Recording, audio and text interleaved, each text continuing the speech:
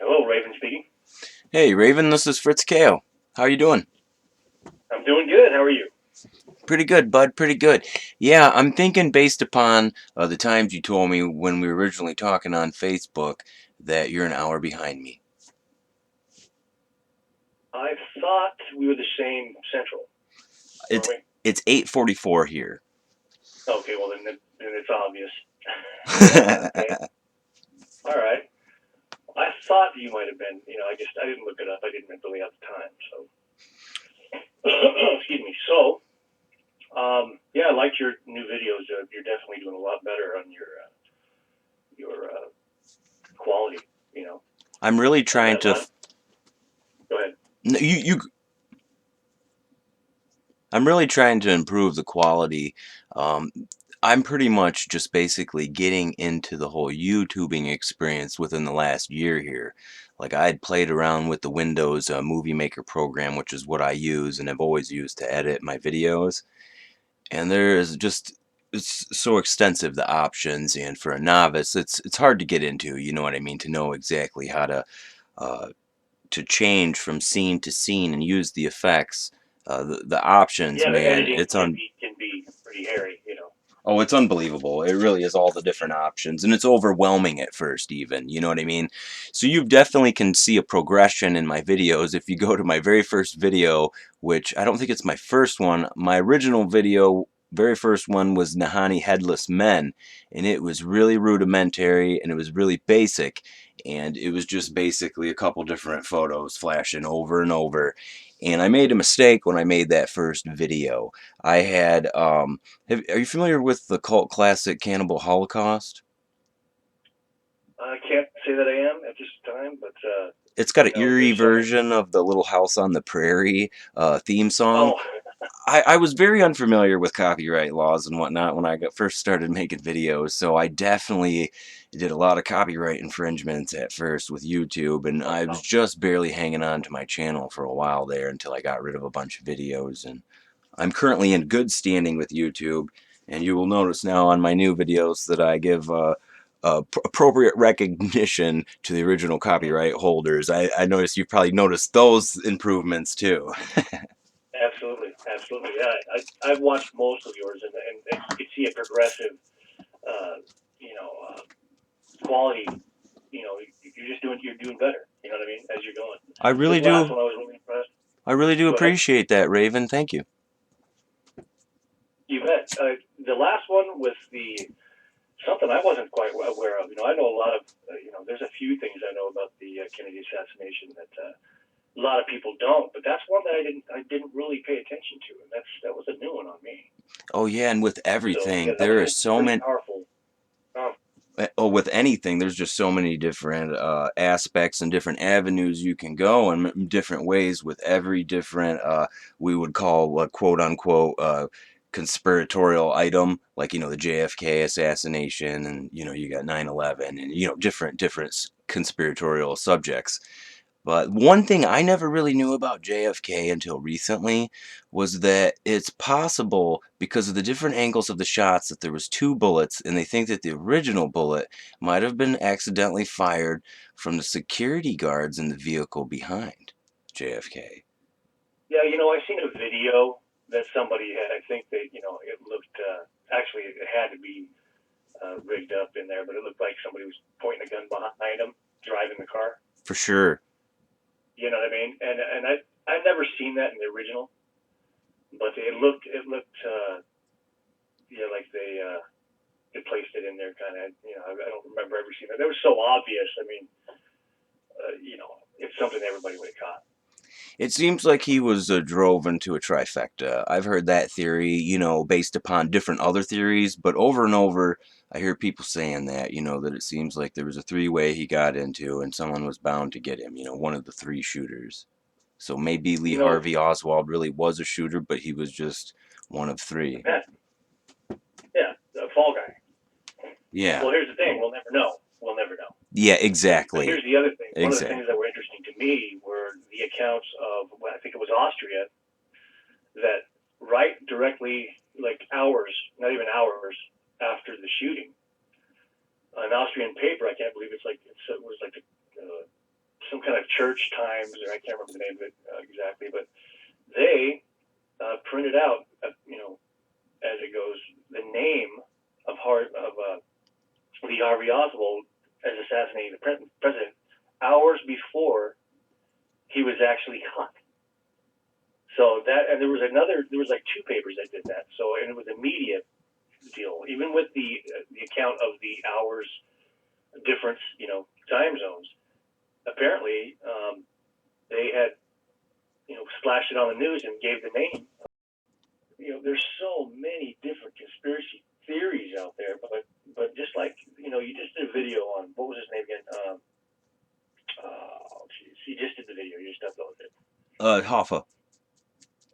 No, not Hoffa. You just recently, like yesterday. Oh, Michael Rupert. Yes, Rupert. Yeah, I'm drawing a blank today. It's been a long day. I understand. With the holidays and everything, it's been crazy here too. What I like to do is try to find fact, and there's so many things. Here's what happens: somebody puts information out there, if it's a video, or if it's a radio program, or something. What they'll do is they'll put there's so many people out there that put disinformation out there. People, they look at something and they read it and they take it for gospel. Oh, for sure. I agree. Just like a newspaper. It's so crazy. And I agree 100% with what Michael Rupert said. Have I been called a conspiracy theorist? Yes. Yes, I have. But I'm not interested in conspiracy theory. I'm interested in only conspiracy fact. Absolutely. Me personally, I agree with Michael Rupert. And I also go with William Cooper, too. I don't believe anything I can't prove with my own research. And exactly. I incorporate all those values into my videos as well. You know what I mean? And when I do put stuff out there that is not factual, like in the Portal video, I inform people. Like at first I present them with factual information, but I let them know, I'm like, well, here's some not actually factual information, but could be. You know what I mean? And I let the viewer make their own decision, from that point on out. People get so, okay, a case to point. There was did you hear about the Quinlin thing from China? I've not. I'm not familiar. Okay, well, here's what happened with that. Okay, the report came out of China. It was around October 13th, and that was in 2010, I believe. Okay.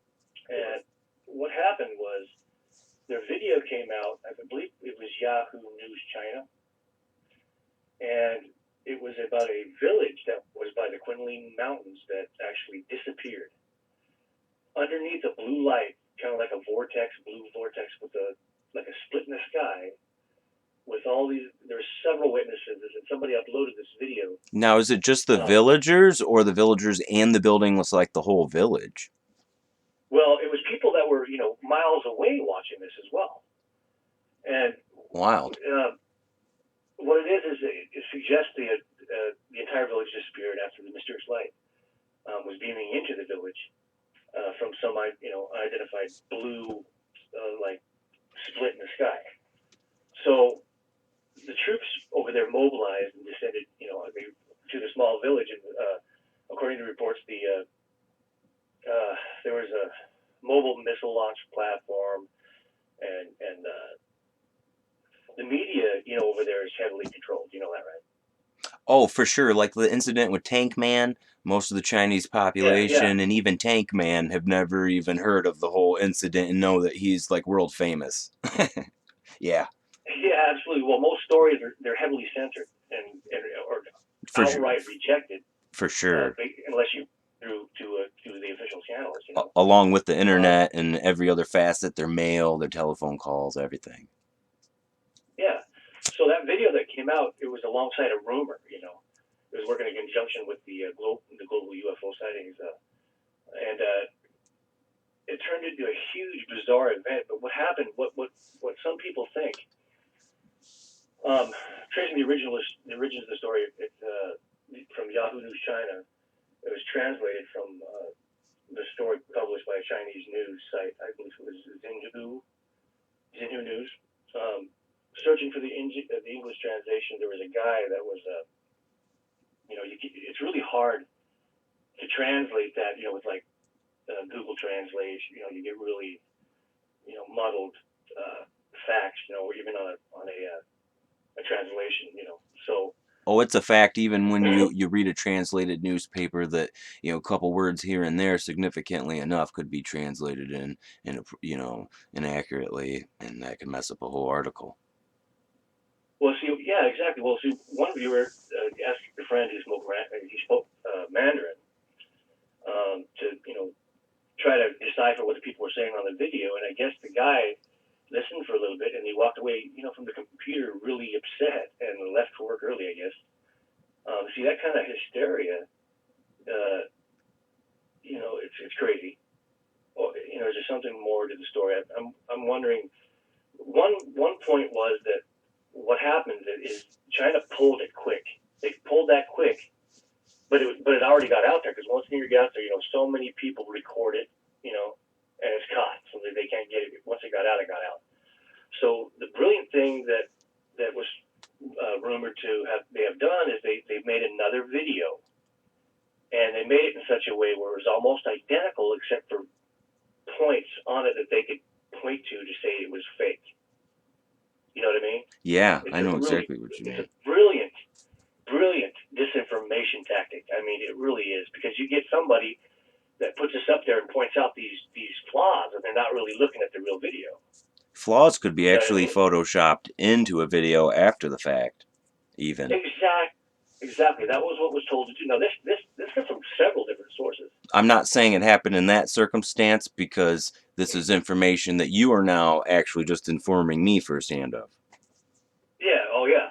Well, see, if you go and you can probably find it. There's supposed to be two floating around, two different ones. I will definitely be You Googling can find it this. on YouTube. I will definitely be Googling this. Yeah, it's you can find it in a few different places, but if you look right, you can find the you know the translations from what the journalists. There were journalists. The army surrounded the place. The entire village disappeared. Wow. It vanished. It was like you know, a couple thousand people. Now, can you remember, was it just the villagers themselves, or buildings as well, and vehicles? I believe it was the entire village of people. And no buildings disappeared. Okay. Yeah, no, the buildings were there. All right. I believe that's how I took it. See, it was picked up by, I think, Phantoms and Monsters. It was a show or program. They confirmed they posted a transcript of a radio program that the village had either been evacuated or vanished into a massive blue octave. Oh wow. Okay. And amid thick black smoke. You know, I mean, seriously, major highways were shut down. You know, with the curtain like it is in China, just like it was in Russia during the time of the Delta-Off Pass incident, that it's gonna be hard to get information on that particular subject. Exactly. That's the whole thing. That's why you either have to know somebody that's over there, and there's a lot of people that do go to China, you know. Oh boy, and they'd be taking a chance too, you know, with certain information. Exactly. That is a fact. But you know, there's ways to do it, but you have to find out. You know, here's how I try to do things. Okay. Now, I don't. Mainstream media, come on, everybody knows. Come on, it's a joke. There's a law on the books from 1974 that states that the United States can.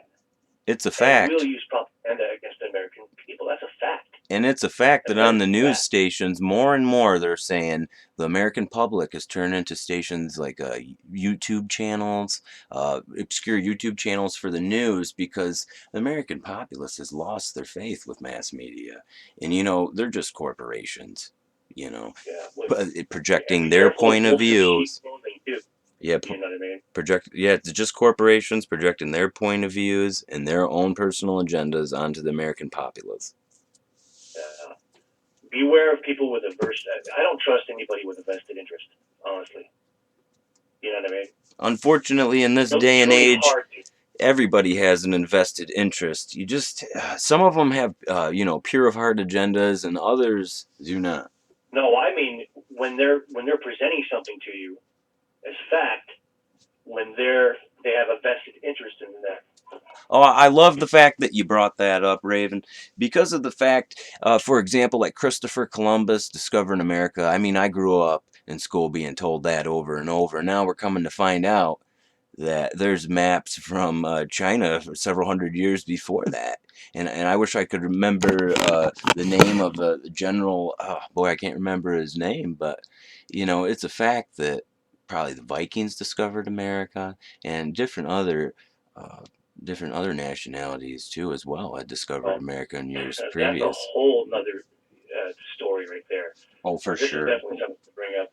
You know about all of the bones that they're finding here in America that once discovered, the person, of course, they're going to call the scientific community and then, anthropologists and archaeologists. And what happens? It gets grabbed, it goes to the Smithsonian, and disappears. For sure. But ever so often, I mean, actually more and more every day, they're finding these mounds with giant bones in them. Now, these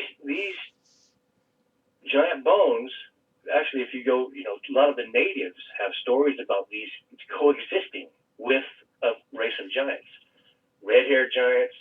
I mean, that's a whole different thing to get into right now. But For sure, a story comes to mind for me exactly. We're just going to touch on this real briefly here, but a particular set of red-haired giants out in the mountains that were terrorizing a local Indian community, and they were actually cannibals, stealing their children and eating them. yeah, And as the tale exactly. goes, they all cornered them in their mountain lair and burned them alive, if I do not believe. Yeah, you know what? I heard something about that. I think I read something about that in an article where it was a special forces unit. Oh, I heard wow. there's And I know what you're yeah, I talking heard there's about a now. special. I'm talking about a story from like 700 years ago. Oh yeah, okay, yeah, well, yeah. I was hearing the same thing. But you're talking about the one where didn't they burn them out? I'm not sure how it goes, but I know that for as far as the tale went, that they eventually killed them all, and they were a cannibalistic tribe of unfriendly Sasquatch, red-haired, as the story Yeah, goes. I did read that. I read that Maybe they near the fire. The Pueblo Indians, They I built a believe. fire and they burned them out and they smothered them in their lair. Yes, That's the way I got. That's the way I heard it. it became such I a read it. problem that they had to track these guys down and get rid of them. Well, if you think about it, look at the documents and the research that David Paulides does, and finding these bones in very odd situations, like you only find a tooth here, a cranium cap, little bits and pieces of bone, and the rest of them gone, including their equipment. That's the one thing Holy I gee! love about David Paulides too, is that he provides so much extra information on the topics. Like, for example, the wild men in the Smoky Mountains on the Appalachian Trail.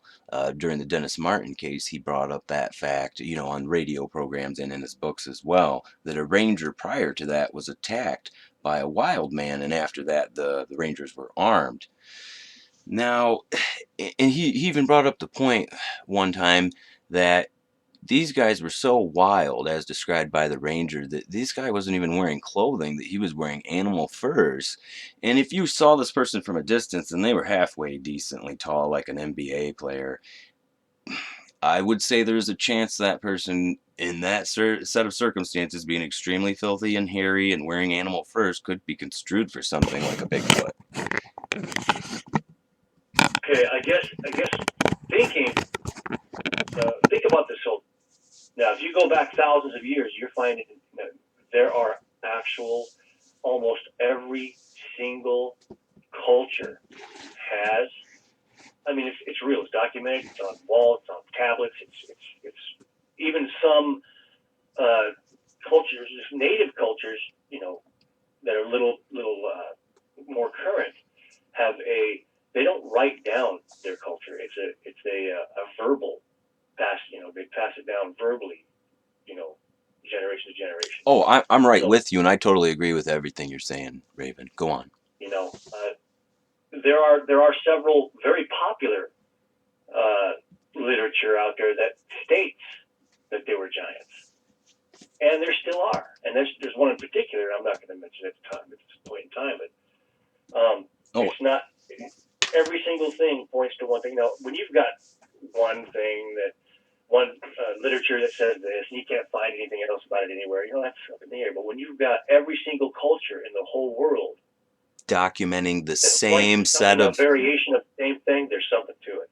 yeah, You got scientists going in there and speaking with these people and documenting the same stories over and over, along with stories that fit in with the ancient aliens and whatnot as well. And it is Yeah, really interesting. And one thing we yeah, do have to keep in mind, and I'm not trying to disprove any of these theories or discredit them. I just want to make sure everybody has all the facts with any set any topic. Now, I'm sure you're familiar with the war with Japanese or World War II and the battles that were engaged with the Japanese in the Philippines. hmm, Now, there was a tribe of Indians where there was a military base for a short period of time. You know what I mean? Just a small outpost. And these people had never seen any outside. The natives, when the Americans arrived there, had never seen any outside people before. And when we left, we had been providing them with food and Lord knows what else. Maybe they were bumming them cigarettes and we had to give them alcohol. Who knows? Now, when they left, people came back there. Now, here's the sad part: is I don't know the exact date when people went back, but I believe it's somewhere between 20 to 30 years later.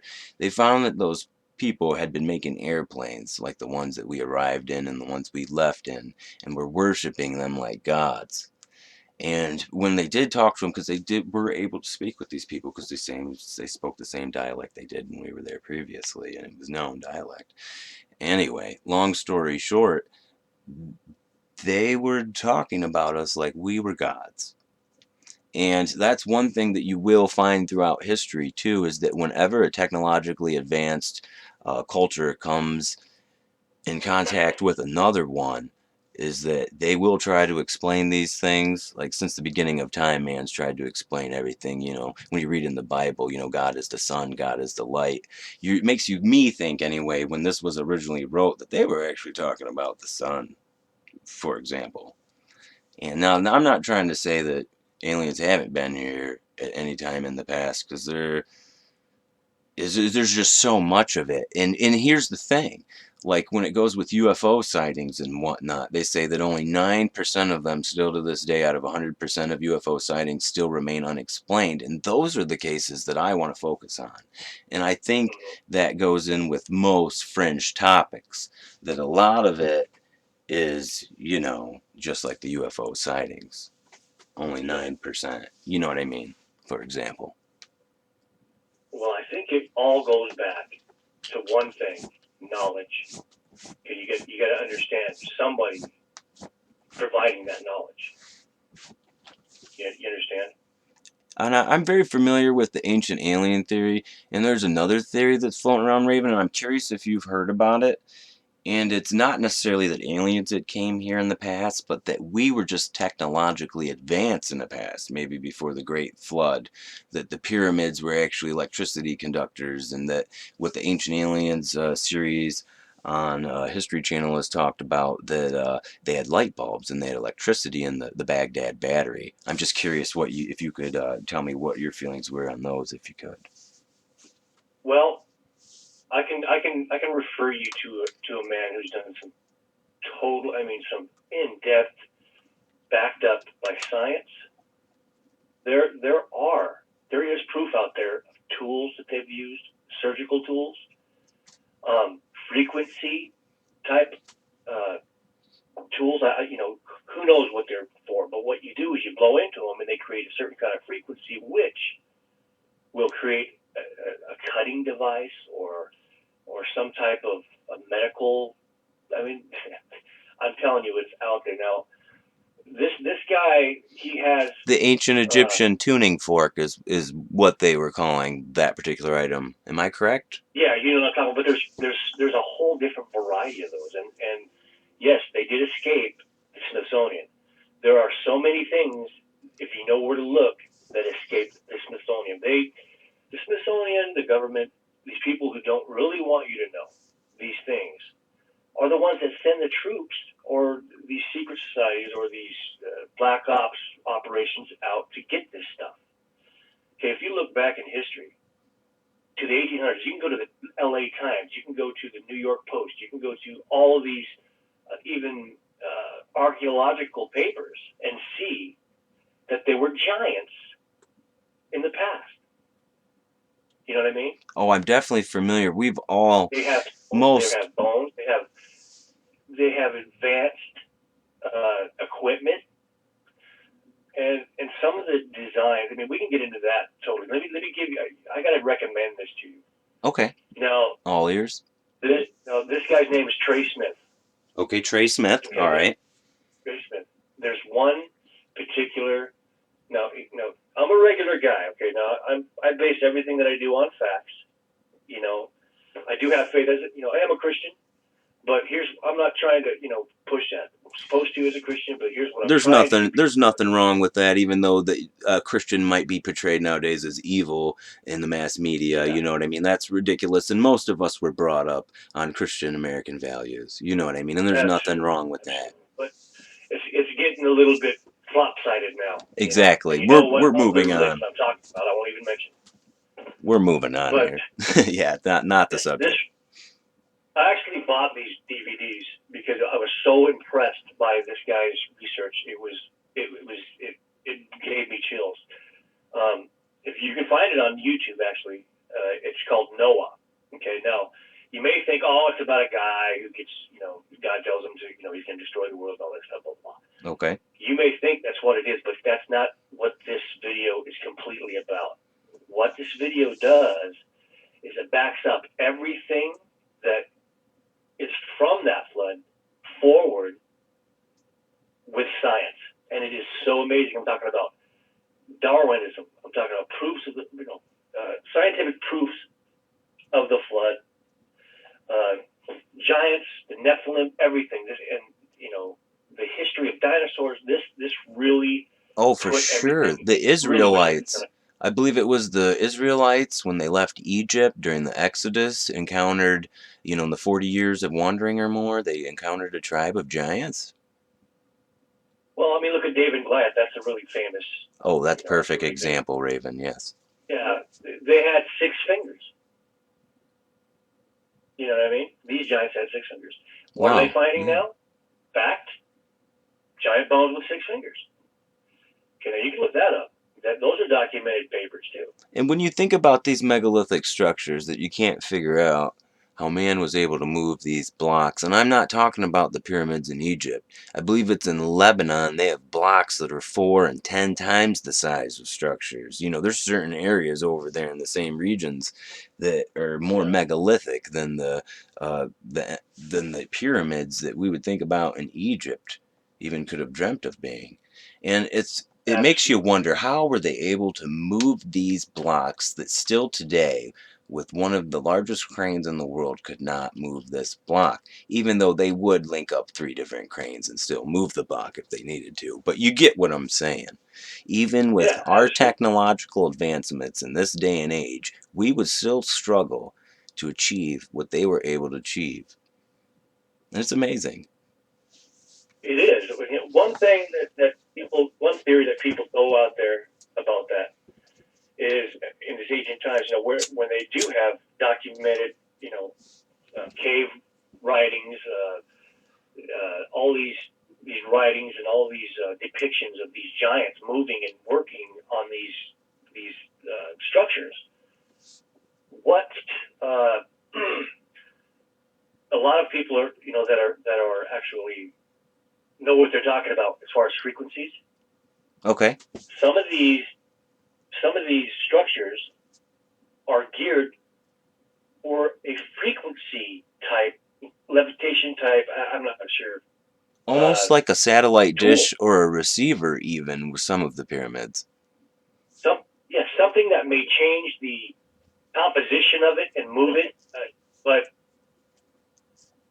yeah, I'm echoing a little bit on your side. Yeah, you could be the internet connection. Everybody's home from work on Facebook. No, on YouTube watching my videos, hopefully. Are you familiar with the Bennington Monster? No, I'm not familiar with that. Okay, well, the Bennington, it's in a place called the Bennington Triangle. It's what it's coined at. It's a name given to an area of mysterious woods in southwest Vermont in the U.S. Perfect. It's kind of like the Bermuda Triangle. Okay. It has its own plethora of USO and those little orb sightings. You Now, know, I am they have familiar with other triangles, like supposedly the Great Lakes has ones, and there's a couple others, but not particularly with this one. Go on. yeah. Well, the Bigfoot encounters is the most amazing. It's a series of really inexplicable human disappearances that took place. This was between 1920 1950, and the reports of the Bigfoot type creatures. It's in the Glassberry Mountains. Came up as early as the 1800s. You know, they called it the Bennington Monster, and it was first seen by a stagecoach full of passengers, and they were driving, near the Glassberry in the early 19th century. And the driver of the coach stopped in the Glassberry area because of a washed out road. I guess a bunch of people in there noticed a big footprint. So about that time, this huge creature jumped out of nowhere and smacked on their coach a couple of times, and it knocked it over, and then it disappeared into the woods. And this is documented. Wow. As recent as I believe it was December 2003, there was a guy named Ray DeFresney. He was like only about 6 foot, but he saw that up in the Glassberry Mountains. And around November 1945, there was 4 people on a hunting trip in the mountains, and they were returning. And this guy named Little Rivers went ahead of the team. You know how you never be first, never be last. You heard about that with David Pilates. Yes, the last in line, first in line epidemic. Never found him. Yeah, if you can look it up, there was a huge police investigation, and the only clue they found was a bullet shell that supposedly fell out of his pocket near his train. Wow. Well, the most famous one there was that of Paula Weldon. She was 18 years old. She went to Bennington College around December 1st, 1946. Okay. She went on a hike down a long trail, and a couple about 100 yards behind her saw that she took a turn. And as the couple reached that same turn, they found that the girl was gone. She disappeared completely, and there was a huge search, FBI, and it never found her. Wow. Ever, not a trace.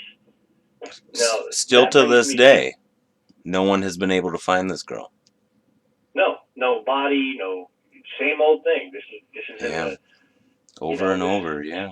That's like one of the it's probably in one of the 411 books, but I've never read them yet. All I've done is listen to do my own research and listen to his programs. But it's funny that you would mention that, because I'm holding a copy of The Devils and the Details, the newest Missing 411 book right now as we speak. Really? Yeah. I wouldn't be surprised if it was in there, but I haven't read none of those books, and I really want to start from the beginning to the end of the series. My first experience with David Pilates in the Missing 411 series was on YouTube, aboard evening, just clicking around, checking out new stuff, and I stumbled across, I believe it was a Coast to Coast radio interview with David Pilates on the Missing 411 subject, because there's other subjects he's discussed in the past, and those interviews are out there on YouTube for his NABS search and whatnot. And basically, what it was that interested me about him was that he was a retired law enforcement, and so he basically has the skills to be able to weed through what is and what not is factual, and he does an excellent job in his books of providing you with stuff. That's a criteria that he sticks by, and because there's so many variables, you have to, if there was any possibility this was going to happen, that's what they keep out of it. And then he doesn't give you a definitive. He doesn't give you a definitive theory on what he thinks. He lets you do the research, and that's what I was really impressed about in his interviews. The only thing is, I was really interested in the Dennis Martin case, because that's the biggest case closest to me here in central Michigan, where I am located. And I was looking out on the net, and I found lots of different books on the subject of missing people, actually. And one book that I liked that actually talked about Dennis Martin quite a bit was Unsolved Disappearance in the Great Smoky Mountains. and it's by Juanita Baldwin and Esther Grubb. And this is an excellent book, and it's only 152 pages if you get the paperback, and it can actually fit right in your backpack, and you can take it along with you camping and get really creeped out at night before you go to bed. Yeah, And yeah. the I'm Pletties, gonna read the, Gone while I'm swimming in the ocean. the David Pletty's books are pretty pricey. Like I was able to get this already pre-read off the Unsolved Disappearance in the Great Smoky Mountains for $3 on Amazon. Actually, the shipping was more. It was like $3.99. The Missing Yeah. 411 books are almost Bible sized. They are hefty books. So when you're thinking about the price of $25, you are getting a full-sized book packed full with lots of information here, so it's well worth it. The Devil in the Details, it's 400 some pages. Wow. Have you read the first three? Oh, I have. I actually have. And being from Michigan, there's so many different cases, and like Dave says, you can listen to a lot of the radio shows, and it's nice to And have get the it. books here as references. You know what I mean? When you're talking about stuff, to be able to look right through them real easily. There's an index in the back where it gives you the names, where you can look them up by page. And I'm very familiar with the Michigan cases, which goes along with the book that I will be writing here in the near future. And my original book idea was missing people in Michigan. I'm thinking now that I will be writing a book called Mysterious Michigan, and a chapter in that book, a significant portion of it, will be dedicated to missing people within Michigan. There's just so many different Nice. interesting topics here in Michigan. Myself is when it gets a little confusing, when it starts muddling up. All I have to do is is raise myself up above it all and look down on the current, look down on the history of all this, the United States, the world, the toppled governments. Okay, there were how many? Every single power that has come, to rule the people has toppled when they started oppressing them. And that's what At you some realize point, too throughout history too. And it was that way with the Roman Empire too. I mean, an the empire Roman that had Empire, lasted almost Hitler, 2,000 years. Stalin. You can go back to Genghis Khan. You can go back to Egypt. You know, you got to look down on it, and you see the same exact pattern, just a different time. Yeah, in history, Exactly. you're right on. History repeats itself over and over as well. It's no joke. It's no joke, man. I mean, and the crazy thing about it is the people that are doing this, they can't. The ones at the really high levels, like the 1%, they know it. These are the guys that are above 45 levels of the, Masons. These guys know what the root is. They know what the agenda is. But the ones a little below that, they may know a little bit, but they don't know everything. Then the ones down farther, like to the federal government, some of these people, they think it's something completely different. And then the farther down you go down that chain, the more they're ignorant, and it just gets into greed. And then you have all this propaganda, and people seriously will glance. Like I watched somebody do this one time. There's something, I can't remember exactly what it was on TV, where they, this happened or whatever. There was a certain event that happened, and everybody was talking about it. And then this person glanced at a newspaper walking outside a store and looked at, oh yeah, it was solved. That was the end of it. There was no looking into it, not even reading the fine print. It was like, oh,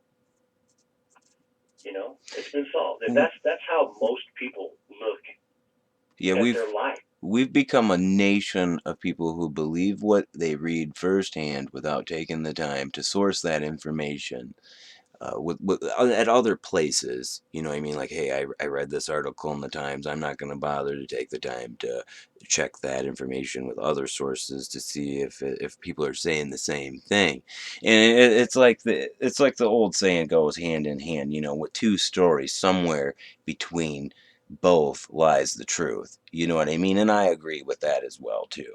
When you have two Well, sides that are complete opposites, screaming Yeah, one completely Sherlock Holmes different does it thing. best. You get rid of every other possibility. You know, get rid of everything that you know it could be, and no matter what's left, whatever how crazy it is, that's got to be it. Eliminate the impossible till all you have left is the factual, Yeah, or the probable. and The probable. and I'm the first one to tell you that there is some. I mean, it is there's so much out there. People don't think the occult is real. They don't think that these, you know, that's crazy. There are really people out there that are secret societies that have, you know, they have infiltrated America. It's funny that you mentioned Sherlock Holmes too, because Sir Arthur Conan Doyle was a big supporter of the what was it that Houdini was always disproven? The spiritualist movement? Yes. Sir Arthur Conan Doyle was actually a big supporter of the spiritualist movement, and if you watch All Times Conspiracies video on his channel about who killed Henry Houdini, Sir Arthur Conan Doyle actually personally threatened his life. And it's just interesting, But you know what I mean? I just figured I'd throw that fact out there. yeah, I didn't know that. Yeah, you know, and one of the things I do remember about Houdini was he said if there was any way to possibly come back, he would. Yeah, and you know, if anyone could have pulled that off, it would have been Henry Houdini. Yeah, yeah. Today, if people think, I mean, seriously, if people think that all these magicians like David, you know, Blaine and Chris Angel, The they Mind really Freak. think that they're just excellent. If these are just excellent tricks, you have another thing coming. Some of these things that they're doing are not possible, And it makes, not by not by any physical standard when you, that we, you know as you know for our physics. You know what I'm saying? oh, for sure. And when you bring up people like Chris Angel, the Mind Freak, and whatnot, I automatically click at the same time when I think of people of him like Aleister Crowley and different people Exactly. like that. And I think of the stories of the house where he had failed satanic rituals, where afterwards people, I believe it was Led Zeppelin guitarist or maybe the lead singer from Led Zeppelin, bought that house, and it was so creepy he didn't even stay there, and a friend stayed there for years and years, and eventually they sold the house because none of them wanted nothing to do with it. Well, yeah. What was my point? You know, the uh, the occult's real, people. That's all I can tell you. I mean, it is. I know this because I mean, not because I have faith it's real, because I know it's real. I mean, there's too many facts to back it up. There's too much documentation, too many off the wall, impossible things that are happening unless it has something to do with occultist, supernatural occurrences. I mean, you ever heard of the village? It was oh jeez, it's Anjakuni. I believe it's Anjakuni mystery from 1932 around that time. Oh, I totally And have, that but village, wait one second it, before you move on here, Raven. I got a clip from the sure. news that I want to play here real quick that goes on exactly with what you're talking about.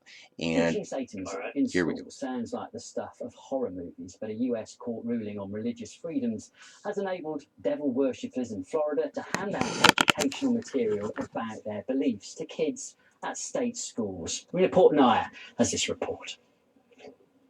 Public education in America often uses coloring books to teach young Americans about math, science, and current events. This year, a new book filled with games and lessons about Satanism could be distributed to students attending public school in Florida's Orange County. The 10-page Satanic Children's Big Book of Activities features characters named Annabelle and Damien who demonstrate rituals to explain Satanism. This expanded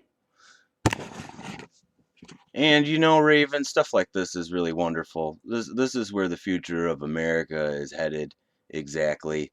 And it's disturbing for me, not being even a religious person, to think of my children going to school and reading information such as that.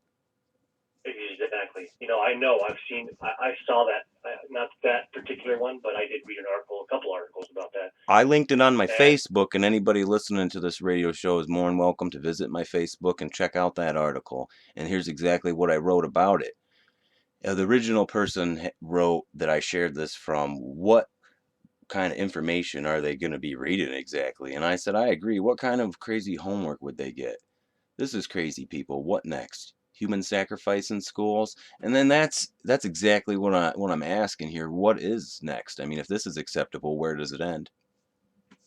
exactly how this is just an example of what they do to get you desensitized and stuff, and see how far they can go. And the more and more you let them, the more you're gonna accept it.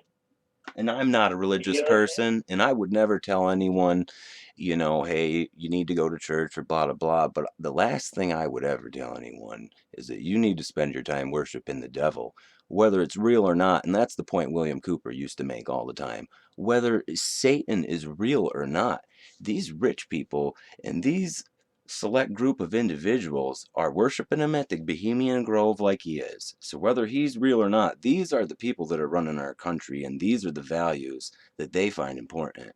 And that makes me disturbed that these are the people making the decisions and running our country.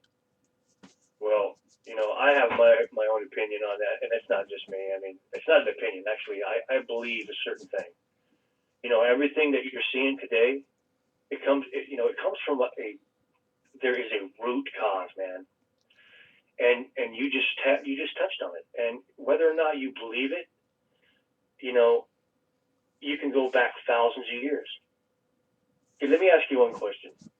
Okay. What is the one thing on a lot of these high peak mountains throughout the world that some of these villages or these little resorts give out as souvenirs to people? I mean, we're talking the highest peak mountains, thousands and thousands of feet above sea level.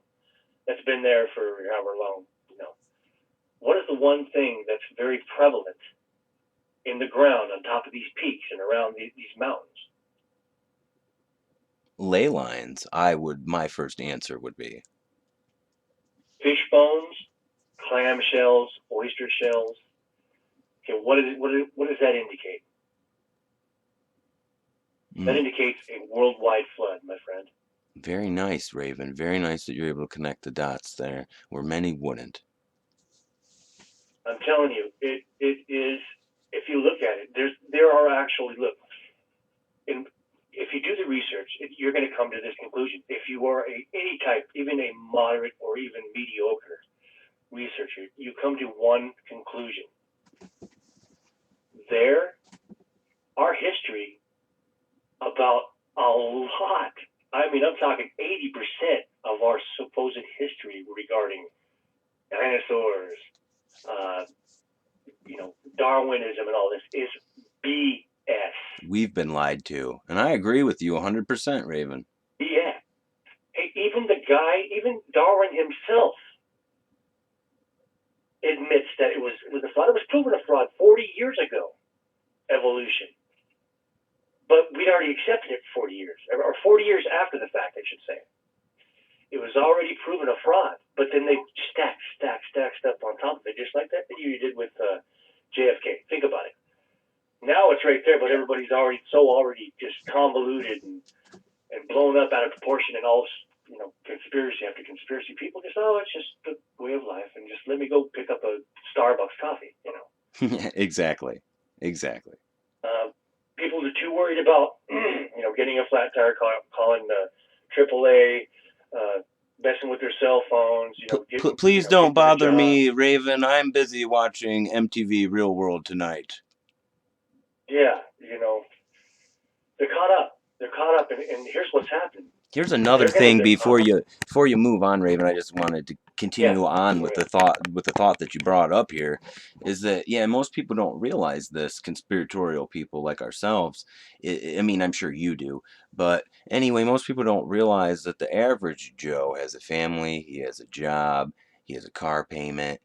Most of them don't even have the time in the day to spend doing what they would like to be doing, their own personal pursuits and their hobbies. Much less do they actually really have the time in the day to actually properly inform themselves on what's going on in the world, much less to actually take the time to probably actually find out some of the subjects that we've been discussing here tonight. Saying, I love my family. I do what's right. I'm not a dishonest person. I want my kids to be raised. I homeschool my kids. I teach them the right way. I'm not going to teach them all this junk. I'm going to alternate view. I'm going to tell the truth to them. Not to a point to where they're going to be fanatics, nothing like that, but to the point to where what I've learned. And it's just, people won't even look. 70% of the people out there that just follow the little sheep trail won't even look at a situation. They won't even dive into it. They're so against it just because of the thought of it. It takes a lot of courage to be able to sit down and say that, you know what I mean, that our government is wrong, that our schools are inappropriate, especially when they want to push Satanism books on our children without even taking the time to ask parents first if this is acceptable or not. I'm surprised. It's like back in the day. We got these shows like Sex and the City. Maybe that's not a prime example because that's on cable and not on a syndicated network. But back in the day when I was growing up, if they would have showed someone's butt even for a second on a television show, you know how many old grandmas and aunts and uncles and elderly people would be down there protesting in front of that news station? And that's the problem. Is that people are so busy living their lives and they're so desensitized to everything too. Is the whole problem too. Is a lot of people are so desensitized, especially after the housing collapse, that they don't even watch the news. And that's a fact, you know what I mean? And a lot of these problems are exactly as the gentleman in network stated, is because, less than 70% of people read books. Less than 50% of people read newspapers. I could go on. And the fact of the matter is if the everyday average Joe was informed, we would not have the problems that we do have today. That's right. That's right. Well said. Well said. I can't. I mean, if you just stand back and just drop the Starbucks coffee for a second. Yeah, really. It's like George Carlin said. They're getting exactly what they want, Raven. Like George Carlin said, they're getting exactly what they want. If they wanted a mass population of educated people capable of critical thinking, well, that's what they would have. But that's not what our schools is producing. No, it's not. They don't want people able, to make basic critical thinking, and you know what I mean, to be able to see through all the bullshit, be able to see through all the lies. And here's the other thing: the ones that the ones that start getting people to listen, the ones that actually get the following of people that start, well, this guy is really good at explaining this and hitting it on the mark. What happens to them? What happened? First of all, either they get into a scandal involving pedophiles, or scandal involving some legal problem, or they paste this they're depressed all over the place, and then they get them in line. Then all of a sudden they come out and they're better. Either that or they disappear, either that or they die. There's only three things about it. Think about it. If you look into it, every single person, there's so many people that are just in Hollywood and the music industry that come straight out. You have examples like you have John Lennon, you have Bill Hicks. Sorry to chime in here on you, Raven. You have John Lennon, you have Bill Hicks. In later days, you have people like David Chappelle, Martin Lawrence, and they're always saying the same things. They're coming after me. They got a gun. All these, we write them off as crazy, but what happens when these same individuals, sane, outstanding character individuals that are entertainers that children look up to and whatnot, actually have mental breakdowns, and they're all saying the same crazy things? That people are out there to get them, and beforehand they were sane individuals that were speaking out against the government.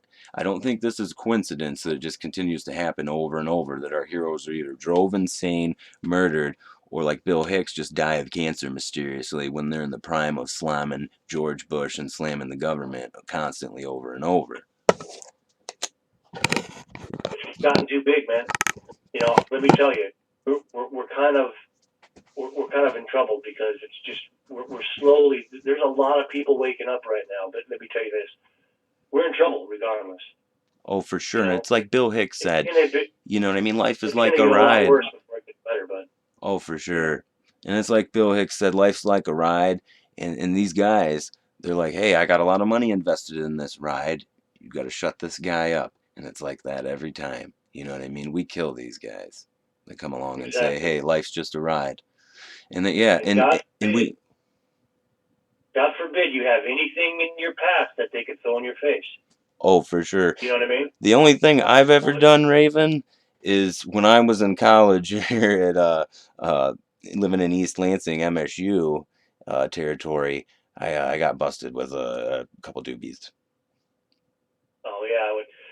Jeez, you know, there's probably about, let's see, what is there, around 500 Congress and Senate? There's probably 200 of them that got cocaine in their pocket. Well, like like Bill Clinton, I didn't inhale, Raven. Jeez. You know, I don't know. All I can say is, see, the difficult thing in trying to spread truth is doing it in such a way to where you're piquing the interest of skeptics enough for them to do a little research, just to get away from the television set, get into the libraries, come read a book, you know, do some research. Online is a good way to do it, but you got to be so careful when you're looking stuff up on there, because there are actual people for a living. What they do is they disinformation everything. You're not lying. Just like how we want to disclose information from lobbyists, it's the same thing like you brought up, think tanks. There's government think tanks, there's private corporation think tanks, and they spend billions of dollars every year on this just to figure out how we think to mislead us into their point of views to doing what they want us to do. Yep. Roll that into marketing, media, it's all the same. And when they think, you know, when they, I mean, have you ever typed in something, you're looking for something on Google, and you typed in something and looked it up, and then 2 hours later you get stuff in your email that is exactly, related to the stuff you were looking up. Prime example is Facebook. Have you ever Googled something like my latest was, and I love the fact you brought this up because I got a prime example. I've been looking for tents. Everybody knows about my expeditions I've been planning here in the near future of cluster areas.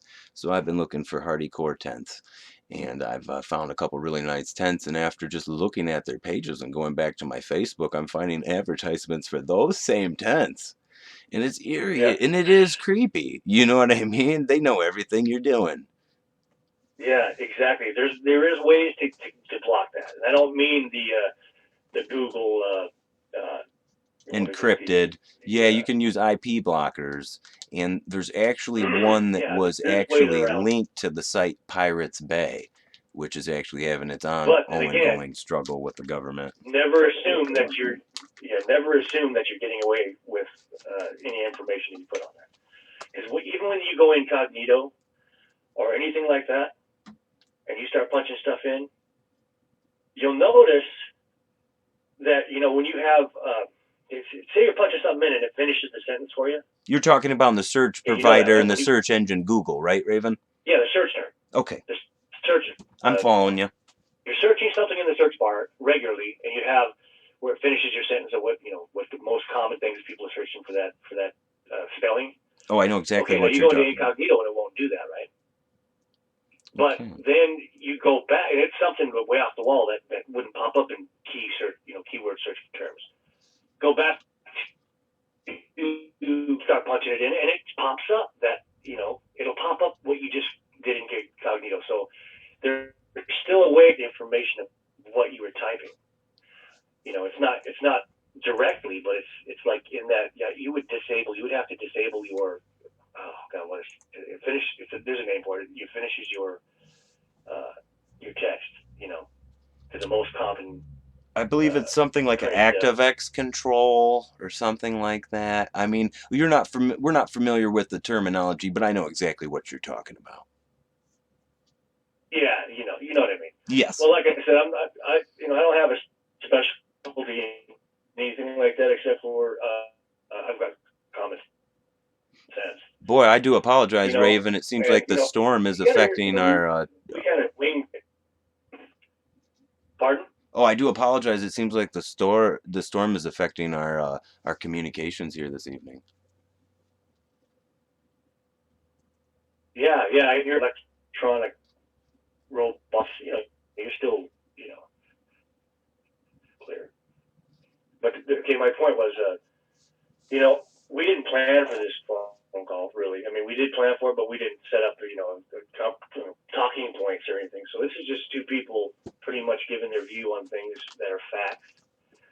Oh, and the link in the description, because I really do like the directions we went on this conversation. I probably will be uploading this, but in the link in the description, I'm gonna include the various different topics discussed. Absolutely, yeah, definitely. I just want to stress to you to if you stand back and watch this program, it's really enlightening to a point. I'm not talking about preaching. Trey Smith's NOAA has a lot of information that is scientific, and you can do the research yourself, like I have, and find out everything in there is exactly as he puts it, and it's amazing. It's a great video. I don't have any vested interest in that. This is just something I want to share because it's something people need to know. Now, you are a Fritz KO Vid subscriber, right, Raven? Absolutely. Now, is there any shout outs you wanted to give? Any personal websites or anything you wanted to take the time to You know what? Here's the thing. It's a work in progress at this point. I'm building one, but I had something completely different that some views of mine has changed in the last year or two. So I dismantled everything. So right now I'm building something up, and in the midst of that, I'm doing like 2 or 3 different jobs. Okay. I got some kids. I got a wife. I've got a lot of people that depend on me right now. So it's a work in progress. But I don't right now. Maybe in the future, maybe we can do this again, and I can be a little bit more prepared, with my information. That sounds great. I've enjoyed our little chat this evening. Yeah, absolutely. Me too. Now, I wanted to also let you know that there's a great website, a builder out there for free called WebStarts. Now, you can choose to pay them, and then you can be searched and found in Google. But they do allow you the capability of making a completely free website where you can even link your YouTube channel or whatnot to it. And if you check out my YouTube page and you click on my website tab on the top of my YouTube page, you will see my website, and it actually gives you full customization and lots of ideas and suggestions on building your own website. And mine actually is surprisingly presentable, but it's not for Fritz KO Vids, it's for my computer repair business. Oh, it's nice. I digress, though.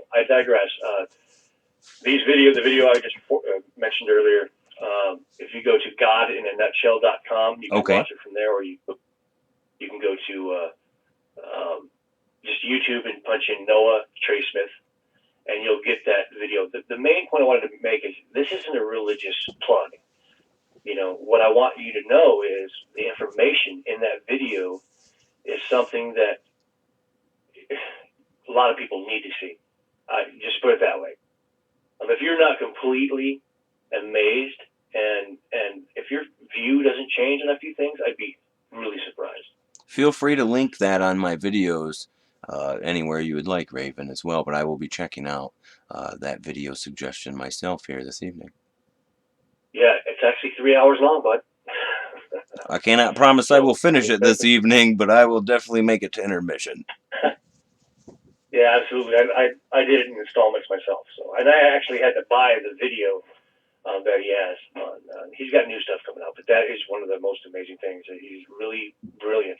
The guy's brilliant at explaining things to people, which is but he's keeping it to a way where it's not so noticeable, where people can just, when you go through his past his videos, you go, oh, this guy's just doing this, doing that. he doesn't get a lot of notoriety that way. He has a lot of subscribers and whatnot. But most people think this man is just a religious, guy who's trying to, spread the word of God on there. That's not what this is. This is what he's doing is giving you proof, backed up by things you can go look up yourself, which is amazing. It really is. Yeah, perfect video presentation is a rare skill and a delicate art. And he takes a while to get him out there, and he's pretty thorough. I can tell you. And everything in there that I've ever, I've looked up just about everything, and I try to debunk. Debunk when I read something on a, that's crazy. That sounds scary, but crazy. I try to debunk it. That's how I go about doing it. Me too, Raven. Me too. I always analyze the heck out of every new little piece of information that I find at least a tad bit interesting. Yeah, exactly. Because if you go about it as a skeptic, and I'm not a skeptic, but I will go about it as a skeptic. This is how you get your good information. I mean, it really is. Yes, and that's how I try to combat every single every single issue that I focus on, especially with my YouTube videos. I keep an open mind. That's why I do discuss the topics I do. But yeah, you can definitely see where my point of view is lean based upon the videos, and everybody has their own point of view and their own personal agenda. Absolutely. But there comes a point when your point of view, not your, but a person's point of view is so irrational and so, it's like... You're referring to the elitists running our country. You argue with somebody and they say no, even if they know it's yes. You know what I mean? Yes. You're referring to the elitists running this country, I'm assuming. Yeah, absolutely. Yeah. And people are so wrapped up in what they're being told that their minds are set to where anything that goes out of the norm status quo, they get angry about, and they push back before they even look. You know what I mean? Oh, exactly. I know exactly what you're talking about. So that's a huge problem. It's huge. And you know what I think goes into it a little bit, Raven, is the fact that, like, just to wrap your mind around, I remember when I sat on the couch, I was 18 years old, 9/11, watched the World Trade Centers fall, and it was just unbelievable, just that happened. So when it came time, the first time that I think it was Loose Change in 2005 or 2006, maybe 2007, that I saw Loose Change, and the first time I saw it, I was like, boy, these guys are full of shit. You know what I mean? So it takes a little bit, and the first reaction is anger, and that's something we have to keep in mind. When you do wake someone up, they're going to be pissed at first, and maybe that's good because that just means, they say there's how many 7 stages? You know what I mean? First you realize you've been lied to. Yeah. Surprise, sadness. I mean, when I first woke up, when I started waking up, the more I would sit and just slack jaw, just think, no, this can't. What? And then I dive into it again, and I just sit there and I'm thinking, I'm looking around like, the first thing that comes to my mind is The Matrix. You know what I mean? Yeah. The movie The Matrix, blue pill or red pill or whatever. Exactly. That's a perfect analogy. Nothing like I thought it was. And I'm glad you brought that up, because that's how a lot of people are walking around in this world, and the decisions they make as far as if they're going to inform themselves, they're making a decision, and a lot of people aren't taking the right pill. You know what I mean? They're just choosing to live a lie, and they know it's not true, a lot of it.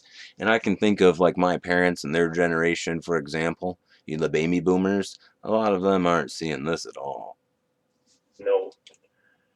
But you know what? I am seeing a lot of people, and it's getting quicker. This is why there's so many things going on right now. These wars, these headlines, all this crazy stuff going on, being shoved at people. It's because the left hand doesn't want you to know what the right hand's doing. I went to the Occupy Wall Street protest movement, where a group of, man, I hate to say this because I went down there in full support with drinks for them and everything. I had a bunch of donuts and I had cider for them and everything. And when I showed up there, it was just a filthy hippie camp where they were pooping and peeing everywhere and just being totally disgusting. Everybody was getting stoned. Here in Michigan, we have a medical marijuana memorandum. so it's legalized. And yeah, it was just a big, huge party, and I was disgraced. You know what I mean? I didn't even hand nothing out, and that's what I was thinking. And this is how our government is choosing to look at us, because the people that are arguing and involved in these protests are not the right people. You know what I mean? Not they Yeah. don't represent me, and I doubt Or they if represent you. or if they intend to do it, they're so easily, controlled that all a white van has to do is drive by and throw an ounce of dope in the middle of the people. Oh my God, come this Pretty much way just with a doobie trailing behind a van, and they'd all go running away. And I can't remember, but there was something in the newspaper. There was some way they conned them out of there too, and it was a big con. You know what I mean? And they got them all out of there. And I was let down by that whole premise of Occupy Wall Street. You know what I mean? I really was. yeah. Well, And I'm sure I wasn't the only one out there. yeah, no kidding. Well, you got to remember, some of these things are set up. Just like I was let down by the For a Ron fall. They're set Paul. up for a fall. I was just let down by the Ron Paul movement. And I'm sure there's handfuls, thousands, if not millions of people in this country that feel the same, that they've just been let down. Yeah. Well, he speaks a good game, and I believe in everything that he says. I mean, I am for the Constitution. I'm for freedom of liberty. I want to be able to raise my kids. I want to be able to drive out, fish in a freaking lake, and eat it if I want, without having to have 5 tickets for it, not having all these permits. Or how about that fish being polluted to high heaven because corporations are allowed to run rampant while our constitutions are violated on a daily basis? Exactly. Did you not hear about that college? I can't remember what. There's a couple different campuses where are making students apply for a permit for free speech, man. No, I've not heard about this. Yeah, it's true. It's right now. It's happening right now. And free speech denied on campus? Review it, see if they even approve it. Free speech denied on campus? Yeah. Nice. Unless you get a permit, and then they have to approve it. And that's the one place where colleges have always been known, where, that's the last refugee for democracy has been in our college. Think about the Kent State massacre. Think about all the protests during Vietnam. Where did all those originate? At colleges? Exactly. It's scary times, Raven. Scary times. It is. And you'd be a fool not to notice it. I'm not kidding. They have cordoned off areas where it says free speech area. I'm familiar with this. I believe I've seen and somebody on Fox painted over News. I believe it might have been the Bundy Ranch, where it said free speech is not, or First Amendment, or was it First Amendment? Free speech is not an area, or something. First Amendment, or something like that. Yeah, it was First Amendment wasn't an area, something like that. I've heard things before like free speech is not a right, or stuff like that. And just thoughts like that. They're using hate speech to battle First Amendment. You know that. That's through the whole media. This is what's going on. Well, it's also the destructions of our Constitution, and a prime example is child support. I mean, there's supposed to be no debtors' prisons, but at the same fact, people should be supporting their children. But when your whole society is based upon wrecking the whole institution of marriage, it seems like there's a whole goal here. You know what I mean? Like they want gentlemen to, families to split up, people to be divorced, gentlemen to be locked up in prison. You know what I mean? If it's not for criminal means, well, then it'll be for child support. It'd be for anything. And heaven forbid you ever find out anywhere where the government's done you any wrongdoing, like they would quickly remedy that situation. And, that gets absolutely. That gets frustrating for Americans. Like the last criminal thing I've done, which is really not criminal, it's a civil infraction. I didn't license my dog, and I paid the $300 ticket for the animal. And I just wondered, if it came time for them to do me wrong, like if a police officer violated my rights, what kind of fine would I be able to impose on them? And it's like Thomas Jefferson said, it's the responsibility of every citizen to question authority when it acts inappropriately. And boy, we've just lost touch with, what it means to be an American, because when you listen to when you read what our forefathers have wrote down, how they say to conduct ourselves, people don't conduct themselves in those ways. There needs to be a revolution every generation. That's our safety net. After all all these safety protocols that our forefathers put, for all these constitutional, laws and amendments. Why they did the last line of defense was our Second Amendment. You know what I'm saying? Yeah, and That's under attack. it's been a slightly rigged game to begin with. I mean, a lot of people don't know that from the beginning you had to be a gentleman of substantial wealth to actually be able to vote in original America. And, we're all familiar with the concept of slavery and whatnot. So, our forefathers were wonderful guys and stuff, but when it came to some things, what I mean, it was freedom to Yeah, but most days. What I'm saying is, there was rich and there was poor. Okay. But we found that the whole basic concept and the whole idea of the Constitution. Oh, no, I agree with you, Raven. I know exactly what you're saying. I just wanted to point out the fact that it's always been. What makes us a free person is under attack right now. Oh, no, I agree with you, and I'm not trying to contradict anything you've said. No, I'm just trying to point out the fact that it's been an unperfect system from the beginning, and that's, any job of every American individual, and JFK said it best. Think not what your country could do for you, but what you can do for your country, and I love JFK to death and most of the things he said. You know what I mean? None. And I agree with him. That we can... Look at the Justice Department, for crying out loud. Yeah, really, the only real way to change this system, I hate to say it, is from the inside out. You know what I mean? Yeah, I've said this before, and I can tell you, where we started going way downhill was the coup that we had in 1963, and that's what I believe it was. I believe that the Joint Chiefs Staff. He was the last person that really stuck up for the American people, and when he went, it was all downhill from there. He was the only president who wasn't a Freemason and was a Catholic. Yep. And that's kind of weird. Yeah, well, I'm not. Yeah, well, no, it's not kind of weird. It's. I mean, look at it and see it for what it is. I'm more or less probably referring to like maybe a novice into these issues. You know what I mean? It's just it's hard for people to wrap their minds around all these things at once sometimes. I have this feeling that he went into. Here's how I feel. He went into office. He found out what was really going on, and he was like, "Whoa!" And he stood up. He stood up for what he believed in as a human being, a Christian. And he cared about us, man. And he wanted to get that out there. He thought that he got that out there, it would make him safe. What about Bobby Kennedy? We know the mysterious circumstances surrounding his death, and even furthermore, JFK Jr.'s, they couldn't even locate his seat from the plane. Here's why. Because people will follow a Kennedy because of JFK. And Bobby Kennedy was going to right some wrongs, boy. If he became president, they could never let that happen. Like, he wouldn't find out who was responsible for his brother's murder if he became president. They knew better than that. I mean, we are not all stupid that are living in this country. We know for a fact what Bobby Kennedy would have did if he became president. We know for a fact that the people running this country, some of them, even if it was just rogue elements, were responsible for his death. Yeah, rogue elements were responsible for his death, and those same elements could not allow Bobby Kennedy to become president of the United States of America. Well, I mean, it's a given. Figured, think about it. They assassinated JFK. It would be, a waste of their time to let him, ride the.